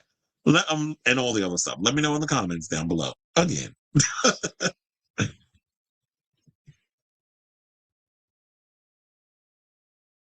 I was thinking that too. I think he might be fluid. I do get that Pedro might be bisexual. I mean, he's messing with somebody that has a kid and he likes guys and girls. And you know, the Europeans are very open when it comes to their sexuality. They're not somebody who likes to put labels on things. It's funny because we was talking about Top Model and Marvin Cortez. Remember when they did the co-ed season? Marvin Cortez, I remember years ago, came out as bisexual. He's out here doing the adult cinematography because I've just seen a recent video that he did with this. I know he's popular on Instagram and other stuff. Nando Cordova. I did see they did something together. I was like, well, that's gonna be interesting. He said, anyway, so Joseph Quinn auditioned for Peter Parker before landing his role as Johnny Storm 8 years later. It all works out. And absolutely, like they all go through the trend of like, oh, there was a part that you'd be surprised that they all auditioned for and ended up years later getting different parts. So yeah. But to be honest, I can't see Joseph Quinn as Peter Parker. And funny enough, yeah, but I could definitely see him as Johnny Storm because I thought he was a good Johnny Storm. Even though I felt like y'all underused him in that last Fantastic Four movie, I like the dynamic between him and Evan Moss Baccarat. I just like the dynamic between him and Thing, and I felt like they should have played up that more. Maybe we'll get that in Doomsday, and maybe we'll get that in Fantastic Four Part 2. So we'll see how all that works out. All right, y'all. So now we are down to our final 4 topics. So before we get to our final 4, if you could please do me a solid, hit that like button. If you are new to the channel, hit that subscribe button. And also be sure to smash the notification bell so that way you know when we go live with a brand new episode of Chris Avalon Unfiltered. Hit the like and subscribe. It definitely helps with the algorithm. So I definitely want to continue to push this show out there for more eyes to get on it. Also, if you want to become a member, you could definitely do that as well. We have memberships on the page as well. So if you want to sign up, definitely. Or if you want to become a member, you could definitely do that. So without further ado, let's get into some drag news. Because it looks like that Drag King show that was over on Revry has been renewed for a season 2. And so it was first I think the story exclusively was first broken over on on what was the channel? I think it was Variety. That had the King of Drag story. So yeah, it was a hit over there on the channel. It's coming back, and so now the Drag Kings have a home. So I guess while we still wait with bated breath for RuPaul's Drag Race to do their due diligence and bring Drag Kings on the show, Drag Kings still have a home where they can go and try out over there on Revry. So casting applications for season 2 opened up today, and that'd be Tuesday. Quote, the success of season 1 made it clear that the reign of the Drag King is upon us, Revry co-founder and chief creative officer Christopher J. Rodriguez said. This community has been vying for a platform to highlight their unique take on drag for years, and they've embraced the show as their own, which is such an honor for us. We're so honored to welcome back ELF Cosmetics as our presenting sponsor for the triumphant return of this beloved franchise. We could not hope for a better partner to join us in unleashing a new group of supremely talented drag kings onto the world stage. Now, season 1 was hosted by Somebody Somewhere star Murray Hill. Guest judges included Tony winner Cole Escola, Lisa Rinna, Well, I'm still mad that they chopped. They found out she was a traitor. So they got one traitor out the door. Director Paul Feig, who directed I didn't know he was that much of an ally that he did the show. Because he did The Housemaid. He directed it. Bridget Everett, Laisha Clarendon, Jeff Hiller, Landon Sider, Vika Ortiz, Liv Hewson, Moby Dick, Brian Michael Smith, Carmen Carrera, Jackie Beat, Aubrey Shea, Kathleen Hanna, Cameron Esposito, and Kylie Sonique Love. Now, the regular judging panel consisted of Sasha Velour, Gottmik, Tenderoni, Wayne Newton, and Revry co-founder and CEO Damien Pelliccioni. I think it's how you say it. Pelliccioni. After weeks of competition, King Molasses was crowned the winner. Now, King of Drag is giving the art from the global spotlight it always deserved, Pelliccioni said. Season 1 proved there was a genuine hunger and worldwide audience for it. We're building season 2 for them and for a new batch of drag kings ready to share their talent with viewers everywhere. It's one-of-a-kind opportunity for everyone involved. Now, the inaugural season has surpassed, and I'm like shocked by reading these numbers, they said 32 million views to date and yielded more than 30 million social media impressions and over 3.8 billion press impressions, according to Revry. The series also earned 2 2026 Queerty Award nominations. So the show is set to premiere in the fall. I'm like, child, well, if I would have known this, I may have to go and take some of my queer-centric reality TV ideas that I'm a host and executive produce, putting it out there in the universe. Maybe I need to go over to Revry. Because for a long time, we've been saying that we need some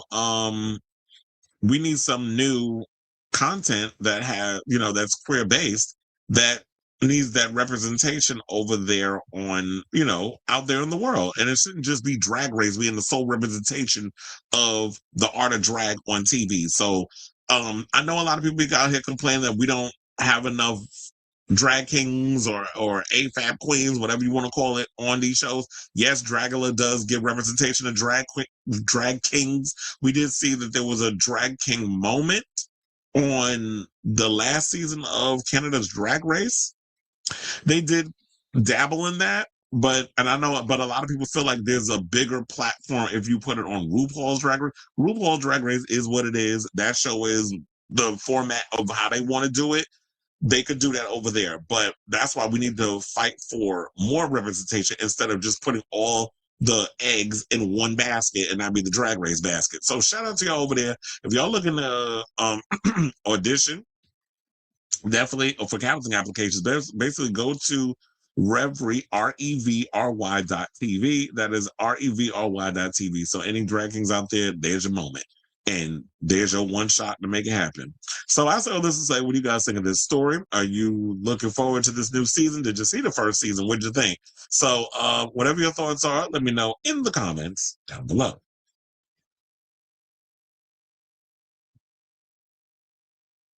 You do see that Coco and Candy were making fun of RuPaul's, but Coco also did a video with #ThatOneWoman who no, you're not going to come up in here and try to read Paula Abdul and Cold Hearted Snake. I already know.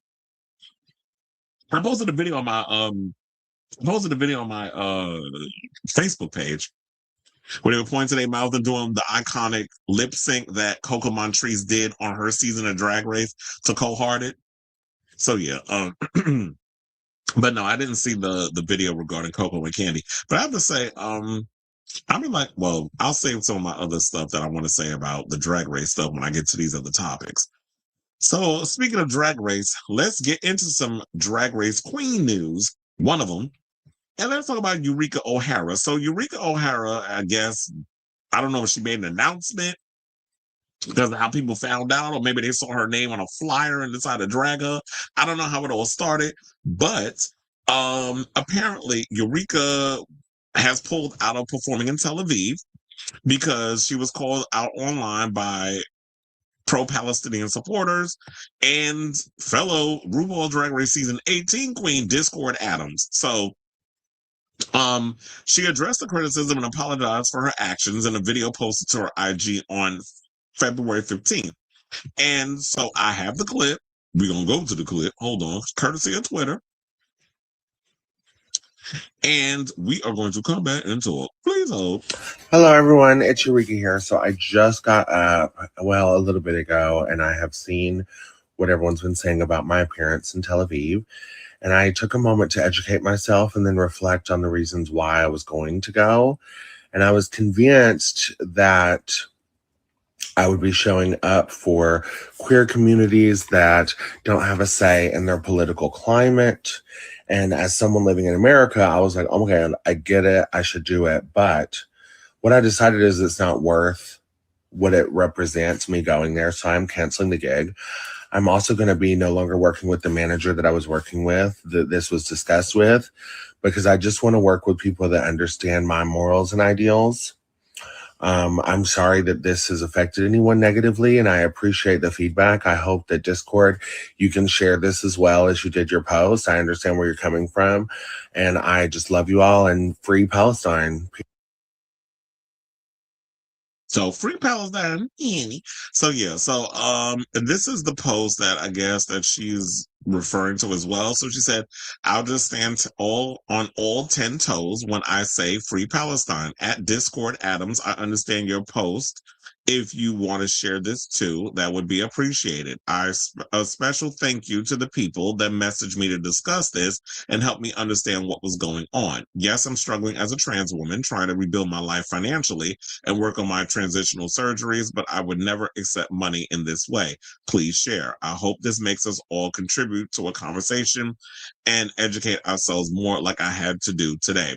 And I know somebody mentioned that she was following a Free Palestine page on Instagram. So they're like, girl, you should know better. But I think also people need to realize this. A lot of y'all be very performative when it comes to your stances on Palestine. Not saying that Eureka is one of them, but a lot of times it does feel very much like, oh, well, if the trendy thing today is free Palestine, like Black Lives Matter, oh, I'm going to just jump on that just to make it seem like I'm a part of the thing and I agree, these other things.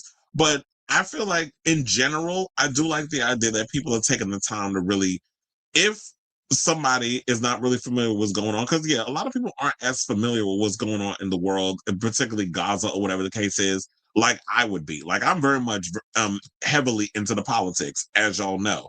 And so I'm well aware of what's going on and the overall issues. There was one person that pissed me off, and that was over there on Pink News, where I was reading the comments or whatever the case was, and somebody went and said, oh, basically making comments about that she should just go perform in Gaza then. So I'm like, well, wait a minute. So she's turning down Israel money when they've been sitting here creating an apartheid nation where y'all been literally going in and creating a whole genocide against brown people since 2023 and trying to steal their land, and us calling it out and saying like, yes, American artists should not go over there and participate because you're taking money from these people. You're on the side of you're taking blood money in so many ways. So calling people out in that way, and the fact that we have APAC Shakur, aka Hakeem Jeffries, not reading the tea leaves, because that recent interview that he did with Joy Reid was a disaster, and how he couldn't say that I'm not going to take money from APAC or defund ICE, well, abolish ICE, actually. If you're not going to say all these things and really go in and do the job that you're supposed to be doing as a Democrat, but you say, oh, we can't do nothing because we don't have the host, we don't have the Senate. You got a mouth, right? You can show you got some kind of fight in you, but y'all not doing that. You sitting there letting all these other Democrats take little states by state each way or whatever in their things, and you could win a whole lot more and gain more in the point system if you actually show some kind of fight, but you're not doing that. So we already know that a lot of y'all are just blowing smoke and you're weak or whatever the case was, but good on Eureka for coming out. And one person had said that pissed me off. They were just like, oh, so you're going to go with the party that would throw gay people off buildings? Because this is the go-to that they like to do. Oh, so to justify the deaths of Palestinians, oh, they would throw you off a building if you went to Palestine, as if there are no queer people that exist in Palestine. You think it's only just, okay, there may be a small demographic. I don't know. I don't know the history of queer people and Muslims or whatever the case was, or how people want to take that. I know one Muslim that's pro-LGBT, and that's the mayor of New York City, Zohran Mamdani. So I don't look and paint people with one broad brush where all Muslims are haters of queer people. Quiet as it's kept. If you really want to talk about it, we could bring Pentecostals, Christians, particularly a lot of these evangelicals. Y'all be the main ones that be hating on the gays. And do I need to bring in Mormons? We did a whole segment on that with David Archuleta,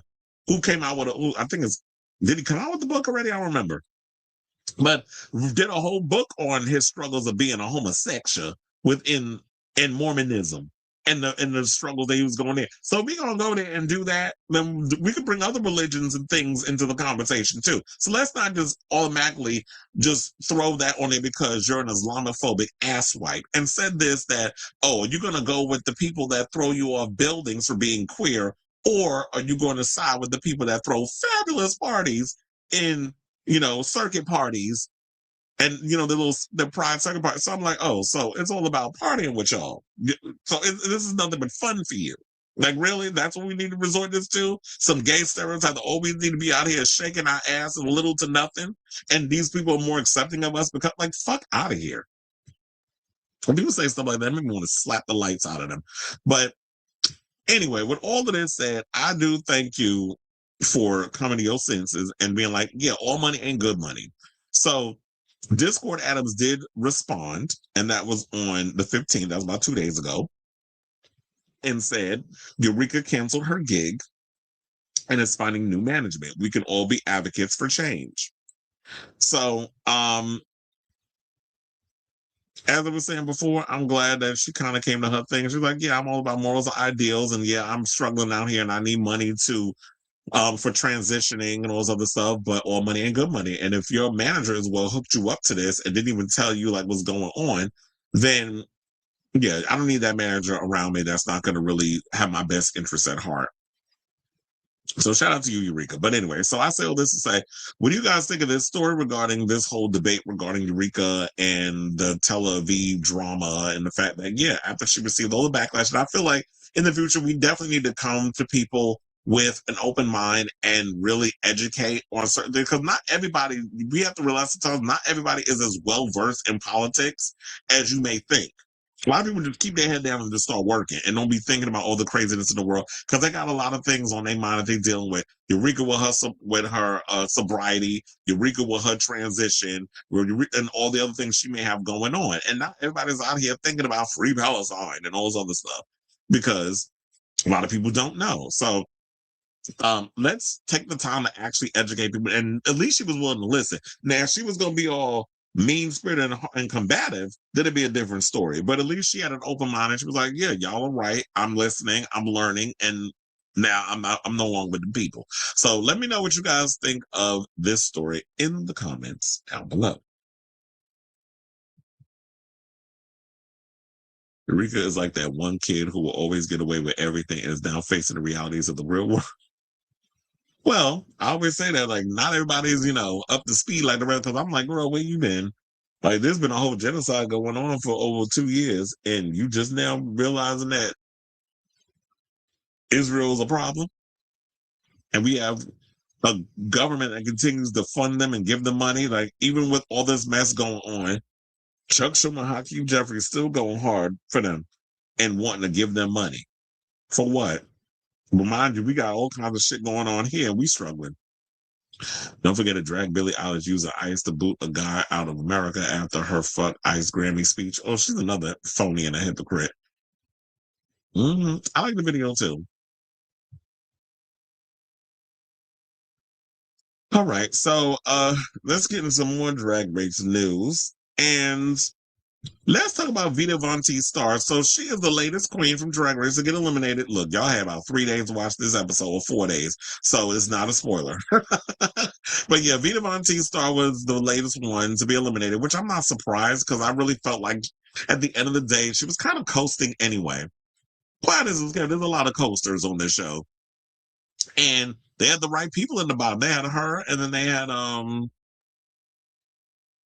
Athena's granddaughter in the bottom. So I'm like, yeah, y'all had the right Juicy. So they had her and Juicy in the bottom. Juicy stayed because Juicy did her dancing, her tricks, or whatever. And you know, with Vita is someone who's very reserved. She's very laid back. She's not like very outgoing. Like she's not going to give you that.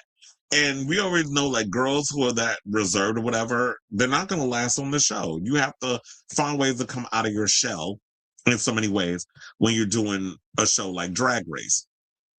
So I just realized I didn't even close my other windows before I got to this topic. So, so it looks like, yes, the Drag Race girls are fighting because Vita is throwing some shade over at Plain Jane because, you know, apparently everybody, all these queens out here, this first of all, it's a lot. Like, one, there's a lot, it's too many damn podcasts, and now we got a lot of Drag Race girls with podcasts or whatever, and I feel like that there's a lot of ways that these girls are trying to stand out, or when they get online or they want to say so, a lot of them trying to find ways to go viral or stand out or whatever, and a lot of y'all not giving. Another one that I felt like was a great idea, but the execution ain't that great, the Patty Betties. Y'all not giving me what I need either, but if y'all like it, I love it. So now season 18 of RuPaul's Drag Race is currently underway and fans are divided on all of the wild moments so far. Monty's star is sadly the latest queen to sashay away, but she's evolved as an artist since her time on the show. The Southern Queen is proud of the overall game that she played, but even she admits that putting Mikey Meeks in the bottom for the Raider Queen talent show wasn't the best move in the long run. And here's the thing, I don't know, I don't be checking for these trolls on social media, but I was like, in my gut, well, in my mind, I was saying to myself, I was like, I hope y'all not going in on solely Vita. I don't know why I want to call her Dita Von T so bad because similar name. But I hope y'all not just only on here dragging Vita because we know how racist a lot of these Drag Race fans are.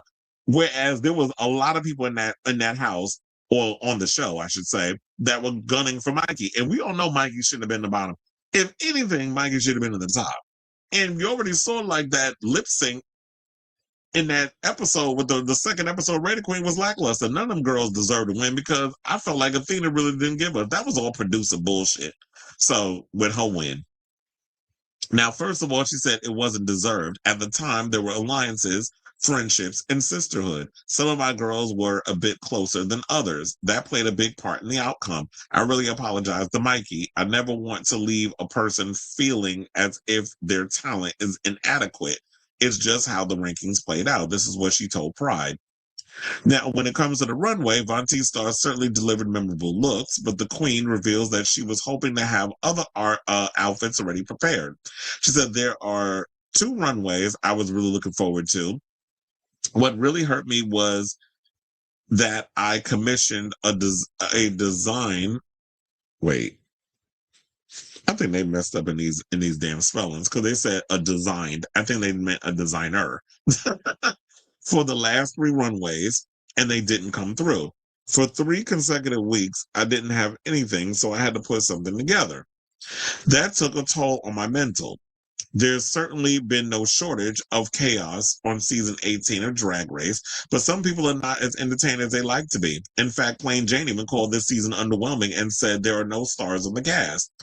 She said, this season is full of stars. Did we have a bunch of boogers like on Plain Jane's season? Did our season have a bunch of rundown, untalented, unseasoned, unequipped girls like on Plain Jane's season? If Plain Jane would have walked into the room, I would have sent her home.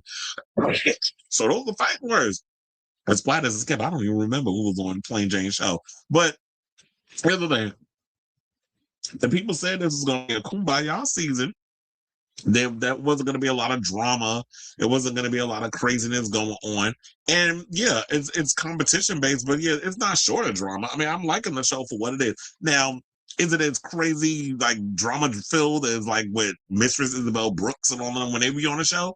No, but it is giving very kumbaya. I'm not going to say it's boring, but she was just probably looking for a moment, and that was that. But it doesn't seem like a lot of girls is coasting. I definitely see people like, no shade, but I do see like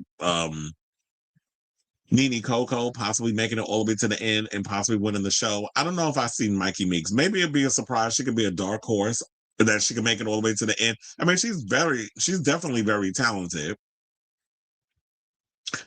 There's quite a few girls. I honestly don't see the house of what do they call? The House of Dion, I don't see any of them making it all the way to the end. I don't see Juicy making it to the end. I don't see Mia making it to the end, and I damn sure don't see Athena. So, and there's no shade towards them, but it's cute. Y'all got all these Florida girls on there, but I just don't feel like y'all are giving what needs to be given in regards to the show and the competition. But we'll see how it all turns out. We'll see how it all turns out once we get all the way to the end. But, what was that? Yeah, but the problem with Vita wasn't really standing out for me. I just felt like, yeah, she was a little too laid back. She wasn't really giving. And I do feel like it was shady the way they was going after Mikey. Because Mikey definitely ate in that, and I mean, based on, it wasn't really much to eat, but she ate in that situation, but it all boiled down to politics. Do y'all think that maybe what needs to happen is that in future Rated Queens, if they're going to do this format, that they need to be like, well, there are rules in place that you need to bring into the situation when it comes to voting. And that would be, you need to focus solely on rate them based off of the talent and the challenge at hand. But then again, art is subjective. And if people did it the right way, then it'd be boring. So they want mess. It's a reality show first and a drag, and drag performance competition, whatever you want to call it, second. Kind of like what I was talking about with America's Next Top Model. Sidebar. Are we all up in here looking forward to the moment when we actually get the RuPaul's Drag Race treatment the way Tyra Banks got America's Next Top Model? Do y'all think we're going to get that in a couple of years? Where they're going to do a breakdown like the RuPaul's Drag Race and diving deep into the show and some of the past queens coming back and giving their stories or whatever the case is, like like Willem or Fefe and all of them, and have them do their little conversations to talk. But then again, a lot of these people talk on social media, so it might even be a need for these shows or for a docuseries done by Netflix. But anyway, shout out to y'all over there at Drag Race. I don't think the show's boring. I just feel like it needs a little more oomph, a little extra something, but we'll find out. I don't know. Maybe the challenges just aren't that exciting to me either. So maybe that's what it is. Because y'all notice I really haven't done a challenge breakdown episode. I just haven't found it exciting, worth talking about. But I'm watching the show. So yeah, I definitely want to hear from y'all. Would y'all agree with Plain Jane that the show is boring and it's not giving what is expected? Or do you feel like that it's just these queens are just looking for an excuse to go viral because they want to bring attention to whatever it is they got going on? Like, remember, Plain Jane's about to be on the next season, the upcoming season of, I don't know when it comes out though, of House of Villains. So maybe this is her way of just getting in some free promotion. So let me know what you guys think of this story in the comments down below.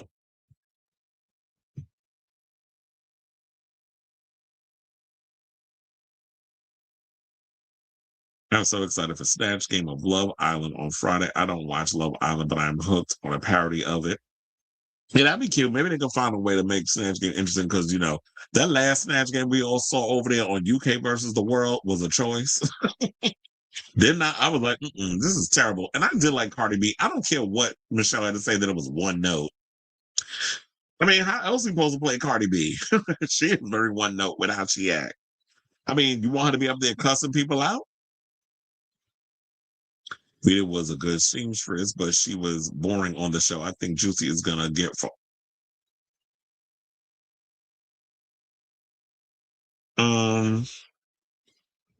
I know she gets farther than Mia. I'll say that.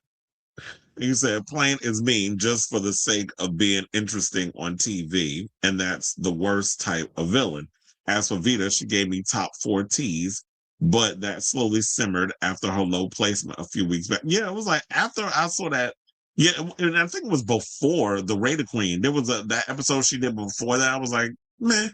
And then when she did her drag, then she did her performance, her talent. I was like, really? That's what you're doing? Okay. And then see how she plays. I'm like, ma'am, you should not have been that high.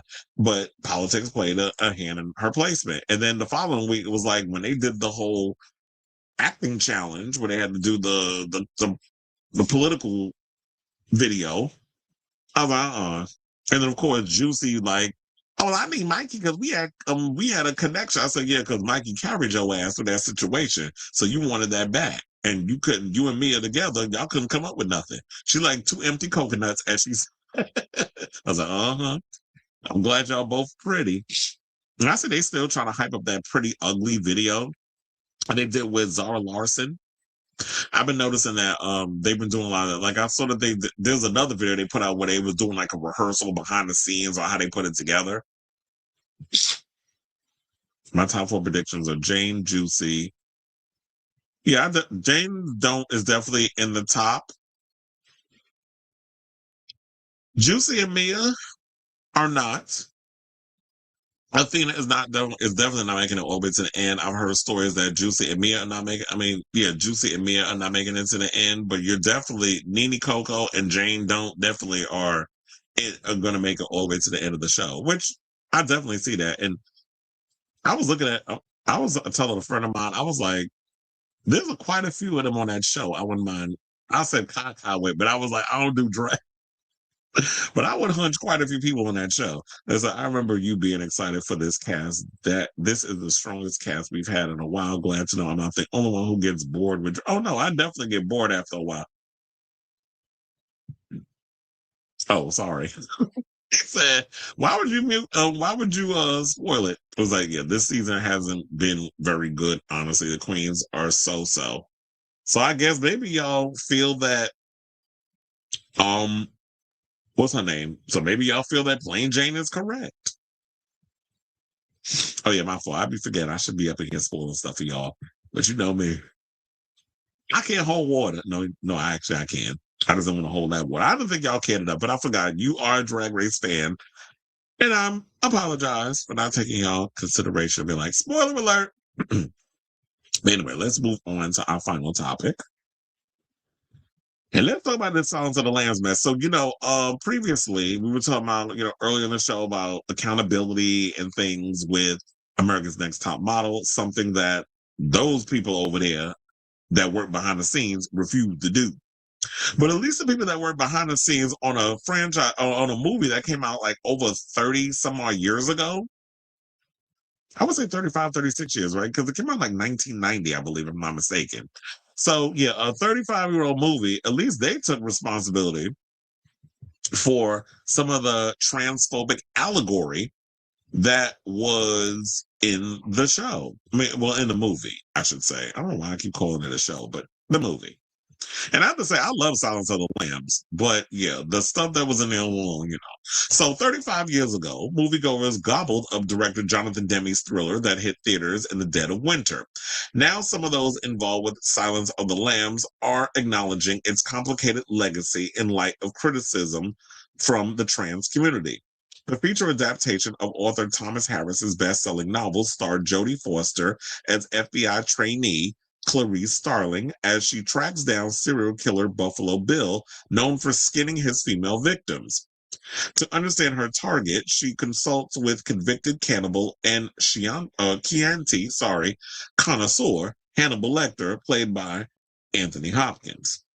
Now, Silence of the Lambs surprised the industry as an Oscar-winning, generation-defining smash, but over the years, the characterization of Buffalo Bill, whose sexual orientation is not explicitly stated, has been viewed as gender non-conforming and identifying as trans. For his part, Ted Levine, having played the character who is also known as James Gum, has conflicting feelings about the movie despite its success. Now, they're saying, quote, there are certain aspects of the movie that don't hold up too well. Levine, who has never previously addressed pushback surrounding Buffalo Bill, tells The Hollywood Reporter. We all know more, and I'm a lot wiser about trans issues. There are some lines in that script and movie that are unfortunate. Levine did not have concerns while making the movie, but has developed a fuller understanding of the trans experience in the ensuing decade, saying it's just over time and having gotten aware and worked with trans folks and understanding a bit more about the culture and the reality of the meaning of gender, says the actor, whose credits include and features Heat and The Fast and the Furious and the series Monk and Netflix's forthcoming Something Very Bad Is Going to Happen. Saying it's unfortunate that the film vilified that and it's fucking wrong. And you can quote me on that. As for his performances, Levine clarifies, I didn't play him as being gay or trans. I think he was just a fucked up heterosexual man. That's what I was doing. Now, after Michael Mann's underperforming 1986 film Mindhunter adapted Harris's earlier Hannibal novel Red Dragon, Orion Pictures landed Gene Hackman to direct and star in The Silence of the Lambs. I did not know Gene Hackman was going to direct it. And they said while Ted Talley was working on the script, Hackman left the project and Demme was hired to helm. I was like, that was shocking to me. Like, I never knew that part. And may he rest in peace, Gene Hackman passed away. But and that's interesting that he said, like, yeah, I didn't play him as gay or trans. I played him as a fucked up heterosexual man, probably because nobody really knew what trans was back in the 90s. We didn't have any inclination of what that was. And I'm just glad that he's coming out and saying what he's saying. Now, they said after, and funny enough, the 1986 movie Mindhunter, which I think William Peterson was in, I actually like that movie. That's on, I don't know if it's still on Prime Video, but that's where I saw it because I was like, I hadn't seen this movie in a long time. So I threw it on and I was like, okay, this is actually not bad. It was long as hell, but it was good. I liked it. Now, they said Demme offered Clarice to his Married to the Mob star Michelle Pfeiffer, who turned it down, as did Meg Ryan. Forster loved the book and even tried to option it, but Demme didn't see her as a fit, only relenting amid studio pressure. Ultimately, I fell madly in love with her, he admitted in 2015. Now, Demme died in 2017 at the age of 73. Hopkins got the Hannibal gig after Sean Connery passed and has said, this is the best part I've ever had. Edward Saxon, who was Demme's producing partner, tells THR, the studio came to us and said, offer it to Sean Connery and Jack Nicholson. If they say no, you can cast anybody within reason that you want to. Well, thank God they turned it down because Anthony Hopkins ate, no pun intended, in that role. And he was good in the film and won an Oscar. Didn't also Jodie Foster won an Oscar for that too? As I said, Orion released Lambs on February 14, 1991, making an unconventional Valentine's Day option. It became the year's fifth highest grossing title, collecting $272 million globally. That would be $659 million today, and was just the third feature in history to win the Big Five Oscars, which would be Best Picture, Director, Actor, Actress, and Screenplay. The film flouted typical studio strategy as the Best Picture winner with the earliest release date, and it has been cited as the only horror movie to win the coveted prize, which is weird because they refer to it as a horror movie when I remember y'all referred to it as a psychological thriller. But I've always said that Silence of the Lambs is a horror film. Like, you took from Ed Gein, and remember there was like Ed Gein and Psycho. There was a lot of those elements up in there. Well, it's Ed Gein, because Ed Gein was going around skinning people and eating them and shit. Or the fabrics. I mean, putting the outfits and making lampshades and things out of the skin. So they said we weren't thinking of it as a prestige play, says Saxon. We thought we made an entertaining film. We had zero idea that we would be going to award shows at the end of the year. The project's legacy includes a number of catchphrases having joined the cultural lexicon, such as Levine's line to his victim. Oh yeah, it says, it rubs the lotion on the skin or else it gets the hose again. Or put the lotion back in the basket. Remember that line? And he was like, and he said, when asked how it feels to have a snippet of dialogue frequently quoted over the years, Levine admits with a laugh, pain in the ass, but it's okay. It kind of puts me on the map. But the annoyance recently is less so. The edges have worn off. It's not a big deal. It's fine. Now, for his part, Saxon, whose next movie with Demme was the Oscar-winning Philadelphia about a gay lawyer diagnosed with HIV, or as I would say, a homosexual lawyer diagnosed with the high five, acknowledges that Silence's filmmaking team had not anticipated that their work would cause pain for the Libidical Plus viewers, saying we were really loyal to the book. As we made the film, there was just no question in our minds that Buffalo Bill was a completely aberrant personality. That he wasn't gay or trans, he was sick. So to that extent, we missed it. From my point of view, we weren't sensitive enough to the legacy of a lot of stereotypes and their ability to harm. Now, Saxon continues, there's regret, but it didn't come from any place of malice. It actually came from a place of seeing this guy. We all had dear friends and family who were gay. We thought it would just be very clear that Buffalo Bill adapts different things from society from a place of an incredibly sick pathology. Well, I guess when you've been over the years of looking at a lot of, like, The Cellular Closet is a perfect documentary where it breaks down all the history of how homosexuals were portrayed and trying to remember if trans were included, but just queer people in general were treated in cinema. So I guess they would probably have blinders on when it comes to that, but they were always seen as problematic killers, or they would be victims in so many ways. Like, you kill them off, or they were just people that were going around killing people, or whatever the case was. Like in Rope and so many others, other films that pretty much perpetuate a lot of queer stereotypes. So yeah, they were always portrayed as like murderers, or something where they got a mentalist or whatever. Now, since they said Silence of the Lambs has continued to be a steady part of popular culture throughout the decades, with AFI naming Hannibal Lecter as its top screen villain. During its 2024 presidential campaign, oh, Jesus Christ, not y'all bringing this mess up.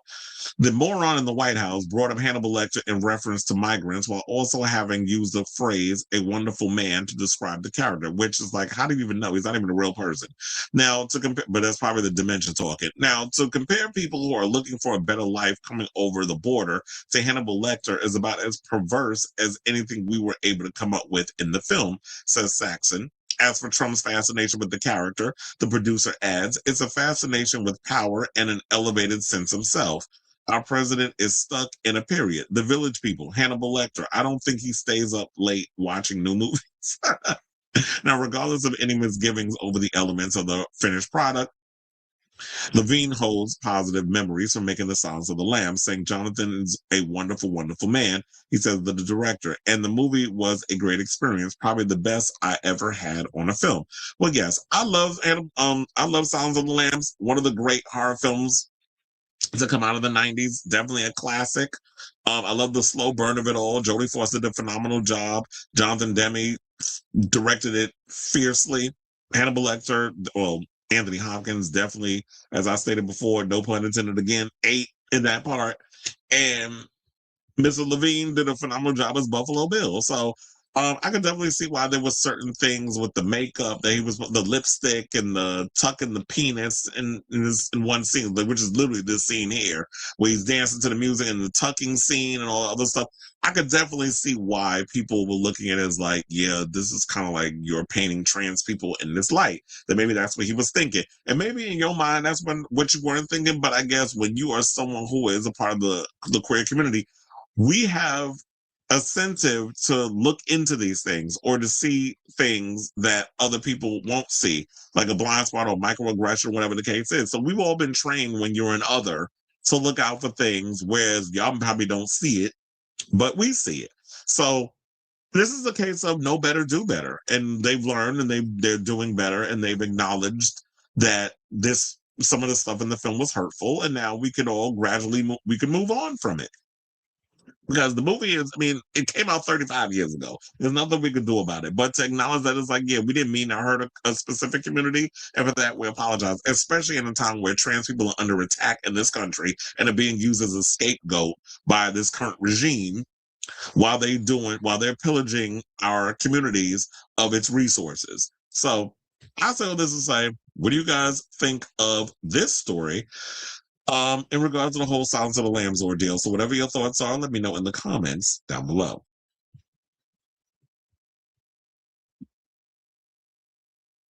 There's a Miss Mojo video of bombshells from the Top Model docuseries, which really should have been at least 5 episodes because they left so much out. I feel like they should have, it did feel like a lot of filler in the series, but I feel like y'all should have really went in and really dove deep into a lot of the stuff instead of addressing just the things that we were already aware of. And, the blackface stuff, the Shandy stuff, the Tiffany stuff.